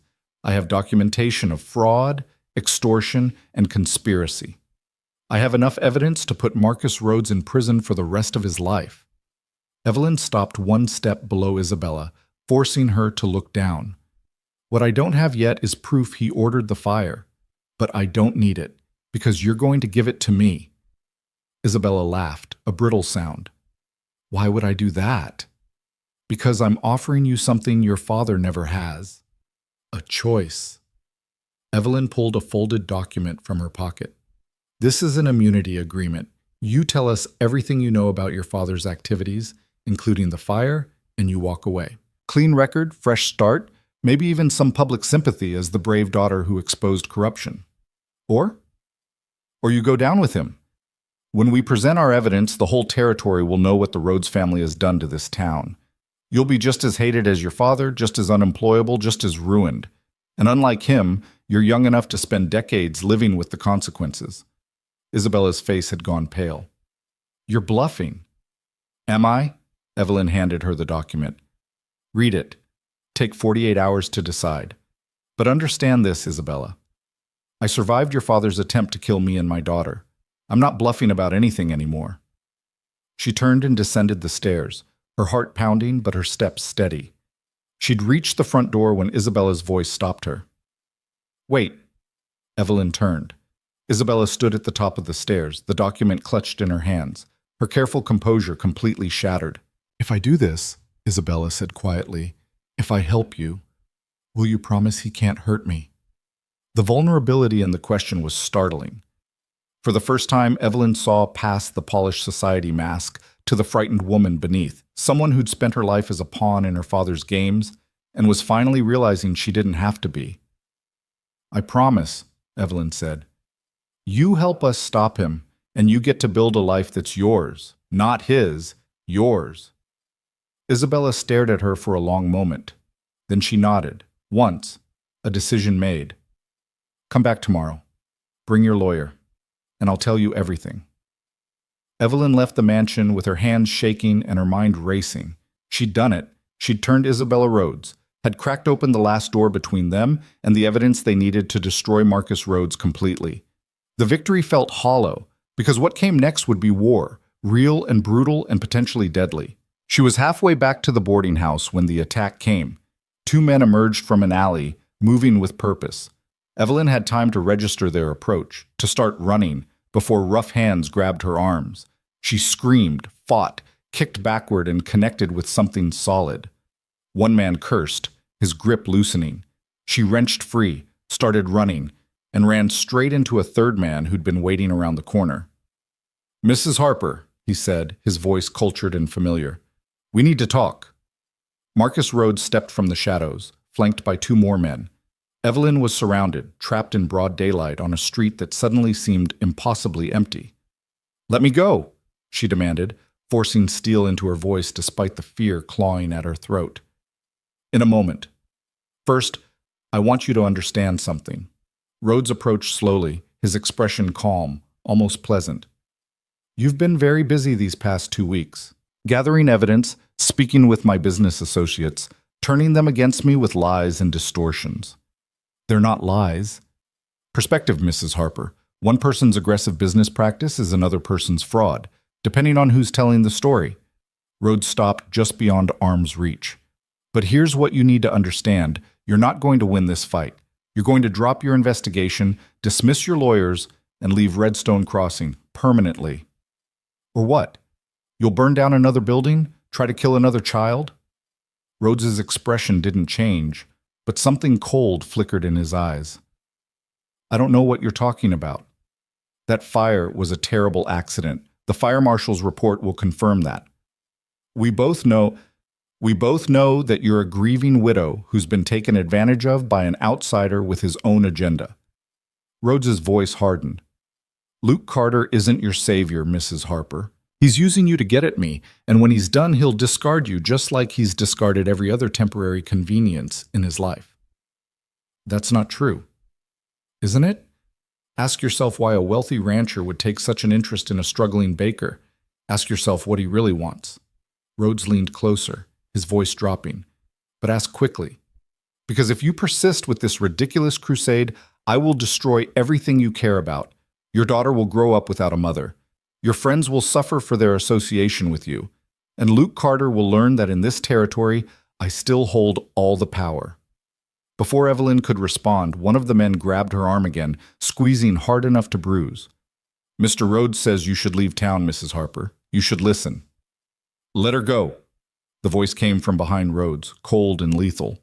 Luke stood at the alley entrance, flanked by 6 of his ranch hands. Each man was armed, their hands resting casually on their gun belts in a way that left no doubt they knew how to use them. Rhodes turned slowly, his expression shifting to mild surprise. Mr. Carter, what an unexpected coincidence. Release her, now. We were just having a conversation. You were threatening a woman in broad daylight with hired thugs. Luke's hand moved to his own weapon. That's not a conversation. That's assault. So I'll ask one more time. Release her, or my men will make you. The tension stretched taut as a wire. Evelyn felt the man's grip loosen slightly as he calculated odds and found them wanting. Then Rhodes made a small gesture and she was released. This isn't over, Rhodes said quietly. No, Luke agreed. It's not. But the next time you threaten her, you won't see me coming. Rhodes and his men retreated, disappearing into the afternoon crowds. The moment they were gone, Evelyn's legs nearly gave out. Luke caught her, held her steady. Are you hurt? No, just scared. She looked up at him. How did you know? I've had men watching you since the fire. Did you really think I'd let you walk around unprotected after Rhodes tried to kill you once? Luke's expression was grim. What happened at the mansion? Isabella's going to talk. Tomorrow, with Catherine present, she's going to tell us everything. Luke exhaled slowly. Then we need to move fast. Rhodes knows he's losing control. That makes him desperate, and desperate men do terrible things. He was right. That night, they moved Evelyn and Sarah to Luke's ranch, where armed guards patrolled and safety was more than an illusion. They moved Catherine's entire operation there, too, transforming the ranch house into a fortress. And the next day, Isabella Rhodes arrived in a plain wagon, wearing a simple dress instead of her usual finery, looking more like a frightened girl than a society queen. She sat in Luke's study for 6 hours, Catherine taking notes, and told them everything. She told them about her father's schemes going back 15 years, about the shell companies and fraudulent foreclosures. She told them about the blackmail, the intimidation, the systematic destruction of anyone who threatened his power. And finally, with tears streaming down her face, she told them about the night before the fire. He was in his study, Isabella said, her voice barely above a whisper. Drinking brandy and planning. He said the legal approach wasn't working, that you had too many allies now. He said the only way to break Luke's support was to remove you entirely. She looked at Evelyn with something that might have been genuine remorse. He ordered 2 men to burn the bakery. They were supposed to make it look like an accident. They were supposed to wait until you'd closed, until they were sure the building was empty. But they didn't wait, Evelyn said flatly. They said the timing was right. They said, Isabella's voice broke. They said it didn't matter anyway, that a widow and child were acceptable losses. The room went silent. Catherine's pen had stopped moving. Luke's expression was carved from stone, and Evelyn felt something inside her crystallize into diamond-hard certainty. I want his confession on record, she said. I want everyone to know exactly what kind of monster he is. I can testify in court, Isabella offered. No. An idea was forming, dangerous and possibly insane, but perfect. We need more than testimony. We need proof even he can't deny. Luke met her eyes, understanding dawning. You want to make him confess. I want to trap him. Evelyn turned to Isabella. Can you get him to meet with you somewhere we can record the conversation? Recording a private conversation is illegal in most jurisdictions, Catherine warned. But testimony about what you witnessed someone say isn't, Luke countered. If Isabella wears a wire, if we have witnesses who hear Rhodes confess directly, it's still risky, Catherine said. If Rhodes realizes it's a trap, he won't. Isabella straightened, something like determination replacing the fear in her expression. He thinks I'm weak. He thinks I'll always choose him over anything else. I can use that. Over the next 3 days, they planned with military precision. Isabella would request a meeting with her father under the guise of warning him about the investigation, would lead the conversation toward the fire, would get him to confirm the details Isabella had already provided. Luke's men would position themselves throughout the building, ready to intervene if things went wrong. And Evelyn would wait, listening through a door, finally hearing the man who'd tried to kill her admit his crimes in his own words. The meeting took place in Rhodes' bank office, the same oak-paneled room where he'd orchestrated a decade of destruction. Isabella wore the wire hidden in her elaborate hairstyle, a tiny device that transmitted to receivers Luke had positioned in the adjacent rooms. Evelyn crouched beside Luke, Catherine, and 2 territorial marshals who'd been read into the operation, listening as Isabella greeted her father. "Papa, we need to talk." "Isabella, darling, this is unexpected." Rhodes sounded pleased, unsuspecting. "What brings you here?" "I'm worried about the investigation, about what they might find." "Let me worry about that. I have everything under control." "Do you?" Isabella's voice carried just the right note of concern. "Because they have testimonies, Papa, dozens of them. And they're saying terrible things about you, about us. Lies, all of it. We've done nothing wrong." "What about the foreclosures? What about the properties you took through those shell companies?" A pause. Then Rhodes's voice, harder now. "That's legitimate business. How did you— I'm your daughter. Did you think I didn't notice?" Isabella's performance was perfect, threading the line between accusation and familial concern. "But Papa, they're also asking about the fire, the one at Harper's Bakery." Another pause, longer this time. When Rhodes spoke, his voice had gone cold. "What about it?" "They're saying it wasn't an accident. They're saying you ordered it." "That's absurd." "Is it?" Isabella pressed. "Because I remember that night. I remember you in your study, furious about the widow and Luke Carter. I remember you making phone calls, giving orders. You remember incorrectly." "Papa, please. I'm trying to help you. But if they have proof, if someone talks, no one will talk." Rhodes's certainty was absolute. "The men I hired aren't the talking type. And even if they were, they can't prove I ordered anything. It's my word against accusations from a grief-stricken widow and an opportunistic rancher." "But I heard you," Isabella said softly. "The night before the fire. You told those men to burn it down. You said—" her voice caught convincingly. "You said it didn't matter if anyone was inside." The silence that followed seemed to stretch forever. Evelyn held her breath, willing Rhodes to respond, to confirm, to damn himself with his own words. "You're my daughter," Rhodes said finally. "You understand why it had to be done. Carter was using that woman to undermine everything we've built. The bakery was a symbol, a rallying point. By removing it, I removed Carter's leverage. It was strategic. But there was a child inside. Collateral damage." Rhodes's voice held no remorse, no hesitation. "In war, there are always casualties. The Harper woman chose her side when she aligned with Carter. Whatever happened to her and her daughter is a consequence of that choice." Evelyn sat clenched into fists. Beside her, Luke's expression was murderous. But Catherine was nodding, satisfaction in her eyes. They had him. "Papa, Isabella's voice wavered. "I don't know if I can live with that." "You can, and you will." Rhodes's tone shifted to command. "You're a Rhodes, Isabella. We do what's necessary to protect our interests. We don't apologize, and we don't have regrets. The Harper woman survived. Consider it mercy." "And if they prove you did it?" "They can't. Not without a confession, and I'm not fool enough to provide one." A pause. "Why are you asking these questions, Isabella? Who have you been talking to?" "No one, I just—" The door burst open. The marshals moved in, badges displayed, weapons drawn. Rhodes spun, his expression cycling through shock, fury, and finally calculation. "Marcus Rhodes," the lead marshal announced, "you're under arrest for conspiracy to commit arson, attempted murder, fraud, and about 15 other charges my colleague has written down somewhere. You have the right to—" "This is entrapment," Rhodes snarled. "This is justice," Evelyn said, stepping into the room. Rhodes's gaze snapped to her, and the hatred there was almost palpable. You tried to kill me and my daughter. You destroyed my home. You terrorized this entire town. And now everyone's going to know exactly what kind of man you are. You think you've won? Rhodes's laugh was ugly.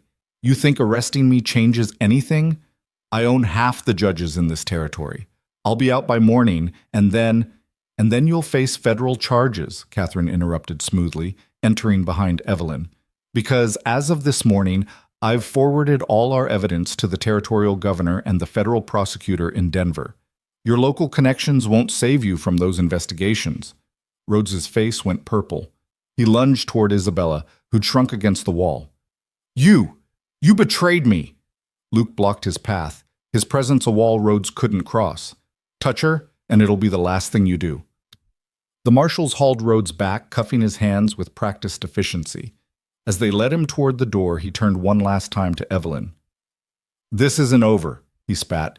You've made an enemy today that will haunt you for the rest of your life.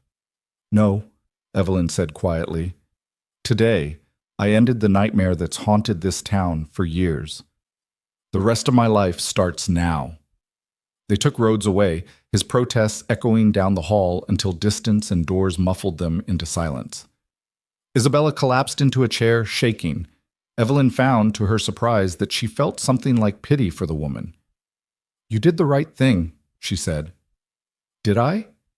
Isabella looked up, mascara running down her face. I just destroyed my own father. You stopped a monster, Luke corrected gently. There's a difference. The aftermath unfolded with surprising speed. Rhodes's arrest made headlines across 3 territories. The evidence Catherine had compiled triggered investigations that uncovered corruption far beyond Redstone Crossing. Within 2 weeks, 4 judges had resigned, a dozen business associates had been charged with related crimes, and the Rhodes Bank had been seized by territorial authorities pending a full audit. The town transformed almost overnight. Businesses that had struggled under Rhodes's thumb suddenly thrived. People walked straighter, spoke louder, smiled more freely. It was as if Redstone Crossing had been holding its breath for years and could finally exhale. Isabella disappeared after giving her testimony, headed east to family who'd promised her a fresh start. She left Evelyn a letter, simple and brief, that ended with, "Thank you for giving me a choice. I hope someday I'll be brave enough to deserve it." And Evelyn, standing in the ruins of her burned bakery, finally allowed herself to believe that maybe, just maybe, they'd actually won. "What are you thinking?" Luke asked, coming to stand beside her. "I'm thinking that this is where it started, where I screamed at a stranger and set everything in motion." She looked at the blackened timbers, the destroyed ovens, the ash that had once been her husband's dream. "And I'm thinking that maybe it's also where it ends, or where something new begins." Luke took her hand. "I've been doing some research. The lot next to this one is available. It's bigger, better positioned. We could build something there. Not just a bakery, a real business. Harper's Bakery and Provisions. Wholesale and retail, with enough space for expansion." "We?" Evelyn raised an eyebrow. "If you'll have me as a partner, silent partner if you prefer. This would be your business, your vision. I'd just provide the capital and the support." Evelyn looked at their joined hands, at the man who'd stood beside her through fire and threats and the darkest moments of her life. "What if I want you to be more than a silent partner?" Luke's breath caught. "Evelyn, what if I want you to be a full partner, in business and in life?" She turned to face him fully. "I'm not asking for romance or fairy tales. I'm asking if you're willing to build something real with me, something messy and complicated and absolutely authentic." "Yes." The answer came without hesitation. "To all of it. Business, life, messiness, complications. Yes."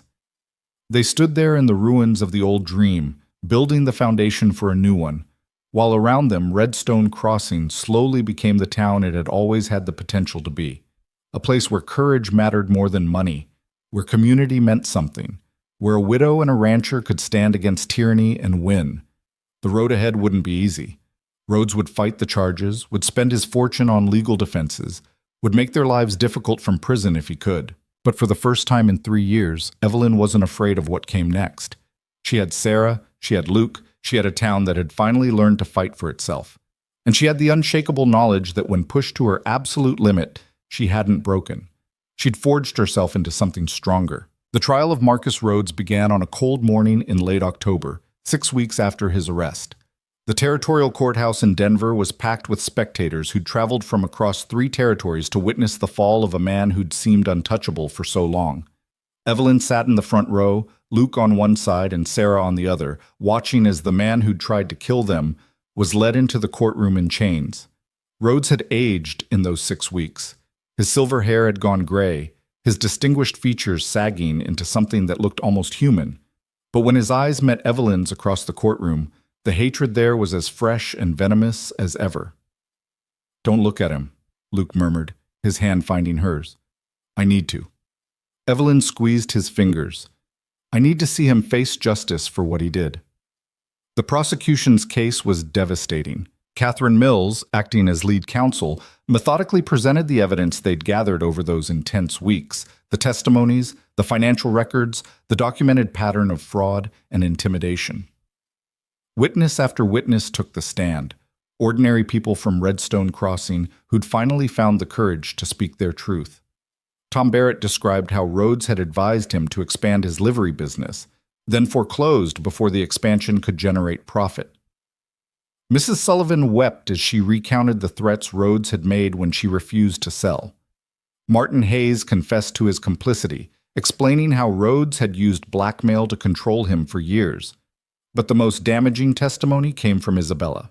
She took the stand wearing a simple gray dress, her hair pulled back without ornament, looking younger and more vulnerable than Evelyn had ever seen her. Rhodes stared at his daughter with an expression that cycled between fury and something that might have been betrayal. "Miss Rhodes," Catherine began gently, "please tell the court about the evening of September 14th. Isabella's voice was steady despite the tremor in her hands. "My father was in his study, drinking. He was angry about Mrs. Harper's partnership with Mr. Carter, about the investigation they were conducting. He said legal methods weren't working fast enough." "What did he say specifically?" "He said," Isabella's voice caught, then strengthened.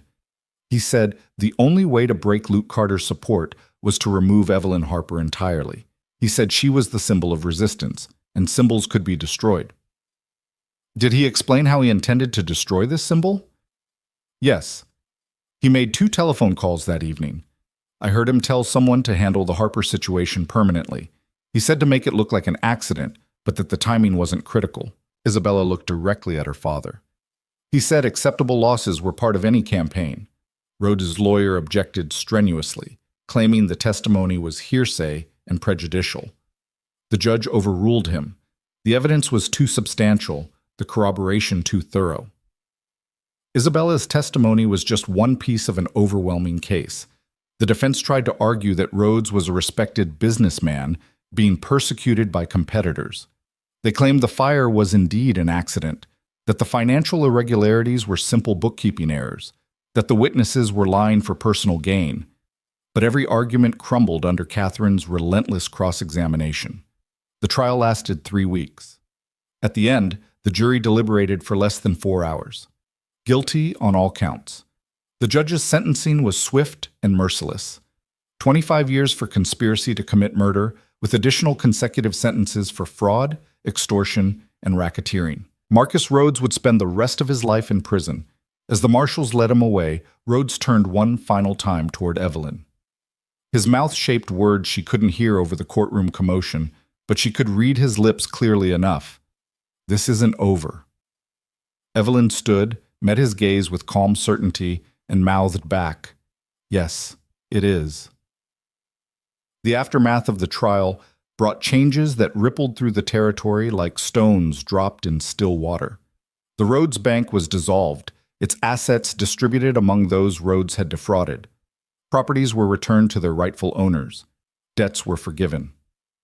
The territorial governor personally apologized to Redstone Crossing for the oversight that had allowed such corruption to flourish.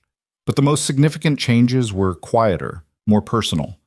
Evelyn stood on the new lot beside her burned bakery, watching as construction crews framed out the building that would become Harper's Bakery and Provisions. It was larger than the original, with space for 4 ovens, a proper storage room, a small cafe area where customers could sit and enjoy their purchases. Luke had insisted on adding living quarters on the second floor, comfortable rooms with proper windows and a view of Main Street. "You're thinking too hard," Mary Chen said, coming to stand beside her. Mary had become more than an employee. She was a friend, a confidant, someone who understood what it meant to rebuild after loss. "I'm thinking about how strange it is," Evelyn said. 6 months ago, I was barely surviving. Now I'm building something bigger than I ever imagined. You earned it. You fought for it. We fought for it." Evelyn gestured to encompass not just the construction site, but the entire town. Everyone who stood up to Rhodes, everyone who testified, everyone who refused to let fear win, this is as much their victory as mine. Maybe, but you were the one who started it. You were the one who screamed at a stranger in the street and set everything in motion. Evelyn laughed, remembering that scorching morning that felt like a lifetime ago. "I can't decide if that was the stupidest or bravest thing I've ever done." "Both," Mary said with a grin. "Definitely both." Sarah appeared from around the construction site, her dress dusty and her face glowing with excitement. "Mama, Mr. Luke says they're putting in the windows tomorrow. Can we watch?" "We'll see, sweetheart. Please? I want to see everything. I want to remember how we built it." Sarah's expression grew serious beyond her years. "Papa built the old bakery, but we're building this one. I want to remember that." The simple profundity of it made Evelyn's throat tighten. Sarah had been so young when James died, her memories of him already fading into impressions rather than concrete recollections. But this building, this business, this new life, would be something she'd remember in vivid detail. "We'll watch together," Evelyn promised. Luke emerged from the construction site, sawdust in his hair and a satisfied expression on his face. He'd been surprisingly hands-on with the building process, working alongside the hired crews, insisting on quality in every detail. Watching him now, Evelyn felt something warm and settled in her chest. Not the passionate intensity of her love for James, but something equally valuable. Partnership. Trust. The quiet certainty of someone who'd stand beside her through whatever came next. "The foreman says we'll be ready to open in 3 weeks," Luke announced. 2 if the weather holds. 3 weeks. Evelyn tested the timeline, feeling a flutter of anxiety mixed with excitement. "That's fast. Too fast?" "No, perfect actually." She looked at the building taking shape, at Sarah chattering with the workers, at Mary making notes about equipment placement. "I'm ready to move forward." Luke's hand found hers, familiar and steady. "Speaking of moving forward, there's something I wanted to discuss with you, privately." They walked away from the construction noise, finding relative quiet near the blackened ruins of the original bakery. Someone had already started clearing the debris, preparing the lot for eventual sale or development. Soon there would be no physical evidence that Harper's first bakery had ever existed, except in memory and in the strength it had forged in those who'd fought for it. "What's on your mind?" Evelyn asked. Luke was uncharacteristically hesitant, a man who usually approached everything with decisive confidence, suddenly looking uncertain. "I've been thinking about the future, about what we're building together." "The bakery." "Not just the bakery." He turned to face her fully. "Evelyn, these past months with you and Sarah, they've been the best of my life. Not because of the business success or because we defeated Rhodes, but because for the first time since I lost everything in Colorado, I felt like I have a home." Evelyn's heart began to race. "Luke, let me finish." He pulled a small box from his pocket, and Evelyn's breath caught. "I know this isn't romantic. I know we're standing in ruins talking about practical matters, but that feels right for us. We're not the people who need grand gestures or perfect moments. We're the people who build something real from ashes and determination." He opened the box, revealing a simple gold band with a small diamond. Nothing ostentatious, nothing that screamed wealth or status. It was honest and straightforward, like everything else about Luke. "Evelyn Harper, will you marry me? Will you let me be a father to Sarah, a partner in your business, and whatever else you need me to be? I'm not asking you to forget James or to pretend this is some fairy tale romance. I'm asking if you'll build a life with me, messy and complicated and absolutely real." Evelyn looked at the ring, then at Luke's face, Then it's Sarah playing in the distance. She thought about James, about the love they'd shared and the dreams they'd built. She thought about the widow she'd been 6 months ago, angry and desperate, and convinced she'd spend the rest of her life alone. And she thought about the woman she'd become, stronger, braver, capable of choosing her own future instead of just surviving it. Yes, she said simply.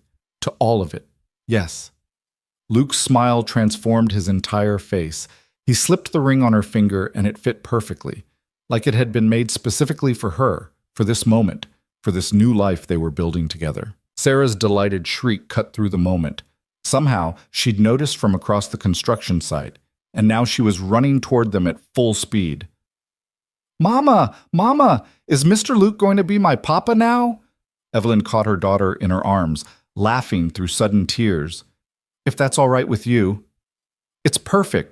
Sarah threw her arms around Luke's neck. "I get a papa and a new bakery and everything."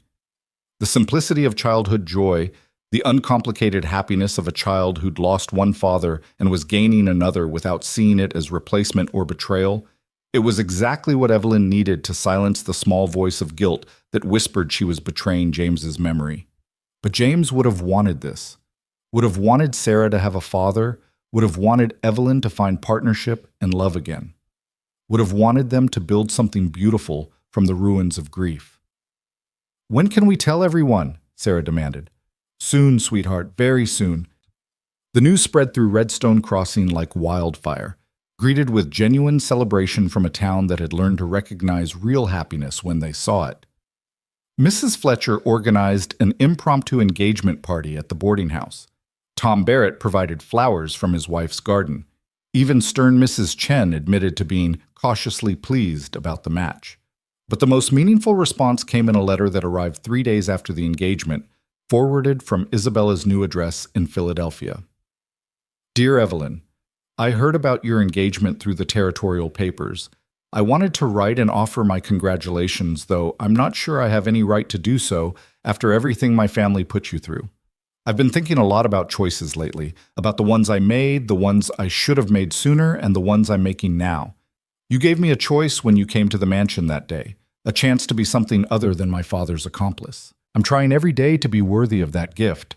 I've enrolled in a business college here in Philadelphia. I'm learning to manage accounts honestly, to build enterprises that help rather than harm. It's harder than I expected doing things the right way, but it's also more rewarding than anything I did while working for my father. I don't expect forgiveness. I don't deserve it. But I want you to know that watching you fight, watching you refuse to break even when my father did everything in his power to destroy you, taught me something important. It taught me that strength isn't about controlling others. It's about refusing to be controlled. I hope you and Mr. Carter build something beautiful together. I hope your daughter grows up knowing how brave her mother is. And I hope that someday, when enough time has passed, you'll be able to think of me without hatred." With respect and regret, Isabella Evelyn read the letter twice, then folded it carefully and placed it in the small box where she kept important documents. She didn't know if she could fully forgive Isabella. The wounds were too fresh, the memories of terror too vivid, but she could acknowledge growth when she saw it, could recognize the courage it took to remake yourself after being complicit in terrible things. Maybe someday they'd both have moved far enough past the trauma to rebuild some kind of relationship. Or maybe they'd remain forever connected only by shared history and mutual respect from a distance. Either way, Evelyn could wish Isabella well in her new life while focusing on building her own. The bakery opened on a bright November morning, 3 weeks ahead of schedule. Evelyn stood in the doorway as the sun rose, taking in the gleaming ovens, the polished counters, the smell of fresh bread that had filled the building since 4 a.m. When she and Mary had started the first batch, it was perfect. It was also terrifying. "Having second thoughts?" Luke asked, coming up behind her and wrapping his arms around her waist. "About the bakery?" "Never. About whether I can actually make this work?" "Constantly." "You'll make it work. You made the old bakery work under impossible circumstances. This one has every advantage. This one also has expectations. People are going to judge it against what came before, against James's vision." "Evelyn." Luke turned her to face him. "This isn't James's bakery. It's yours. You've earned the right to build something new, something that reflects who you are now, not who you were 3 years ago." Stop apologizing for moving forward. He was right, as he so often was. Evelyn took a deep breath, straightened her shoulders, and walked to the front door. At exactly 7 o'clock, she flipped the sign from closed to open and unlocked the entrance. The response was overwhelming. Customers began arriving within minutes, not just from Redstone Crossing, but from neighboring towns who'd read about the trial and wanted to support the woman who'd stood up to corruption. By noon, they'd sold out of bread and had to bake emergency batches just to meet demand. By evening, Evelyn had taken orders that would keep them busy for the next month. "This is insane," Mary said, laughing as she counted the day's receipts. "We made more today than the old bakery made in a good week." "It won't last," Evelyn cautioned, though she couldn't suppress her own smile. "Once the novelty wears off, then we'll keep them coming back with quality." Luke had spent the day helping manage the crowds, learning the business from the ground up, with the same intensity he brought to ranching. That's what built your reputation before, and it's what will sustain it now. Sarah appeared from the back room where she'd been helping by staying out of the way and entertaining herself with drawing. "Mama, look what I made." She held up a drawing of the bakery, rendered in a child's enthusiastic scrawl, but recognizable nonetheless. In the window, she'd drawn 3 stick figures, one tall, one medium, one small. A family. "That's beautiful, sweetheart." Evelyn hung the drawing prominently on the wall behind the counter. "That's going to be the first decoration in our new bakery." The days that followed established a rhythm that felt both familiar and entirely new. Evelyn and Mary handled the baking, working in the comfortable partnership they'd developed. Luke managed the business side, using his experience and connections to secure favorable contracts and expand their distribution. Sarah attended the small school that had reopened once Rhodes's intimidation had ended, returning each afternoon to do her homework in the bakery's small cafe area while the comforting smell of bread surrounded her. It was ordinary. It was also perfect. 2 months after the bakery opened, Evelyn and Luke were married in a simple ceremony at the town hall. Sarah stood between them, holding both their hands, beaming with the joy of a child who'd finally gotten the family she'd been hoping for. The entire town attended, packing the small space and spilling out into the street.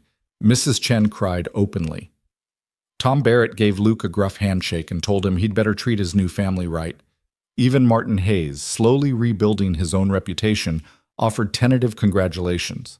There was no honeymoon. They couldn't afford to close the bakery for extended periods yet. Instead, they spent a quiet weekend at Luke's ranch, just the 3 of them, talking about the future and making plans that ranged from practical to wildly ambitious. "I want to expand into preserves next year," Evelyn said as they sat on the porch watching Sarah play with a litter of barn kittens. "Local fruits, traditional recipes, maybe some of the ones James's mother used to make." "I think that's perfect." Luke's arm was around her shoulders, solid and warm. "What else?" "I want to hire more widows. Women like me who are struggling, who need a chance to build something of their own. The bakery could be more than just a business. It could be a place where people learn they're stronger than they think they are." "Like you did. Like we all did." Evelyn leaned into him, feeling contentment settle over her like a well-worn quilt. "This town learned to fight back. I want to honor that." "We will." Luke kissed the top of her head. "We'll build something that matters. Something that lasts." Spring came to Redstone Crossing with a burst of wildflowers that painted the hills in vibrant colors. The bakery continued to thrive, expanding its offerings and its reputation. Evelyn hired 3 more women, all widows, all struggling, all grateful for the opportunity to prove themselves. The cafe area became a gathering place where townspeople met to discuss business, share news, and slowly rebuild the sense of community that Rhodes had nearly destroyed. Luke's offer to buy out Rhodes Bank mortgages had transformed the town's economic landscape. Small businesses flourished without the weight of predatory debt. New enterprises opened. People started investing in improvements, expansions, futures they'd been too afraid to imagine before. And Evelyn watched it all unfold with a sense of wonder that never quite faded. Some mornings, she still woke up expecting to find herself back in the cramped rooms above the old bakery, still struggling, still alone. Then she'd feel Luke beside her, hear Sarah laughing in the next room, smell bread baking in the ovens downstairs, and remember that this was real. 1 year after the fire, Evelyn stood in front of the empty lot where the original bakery had stood.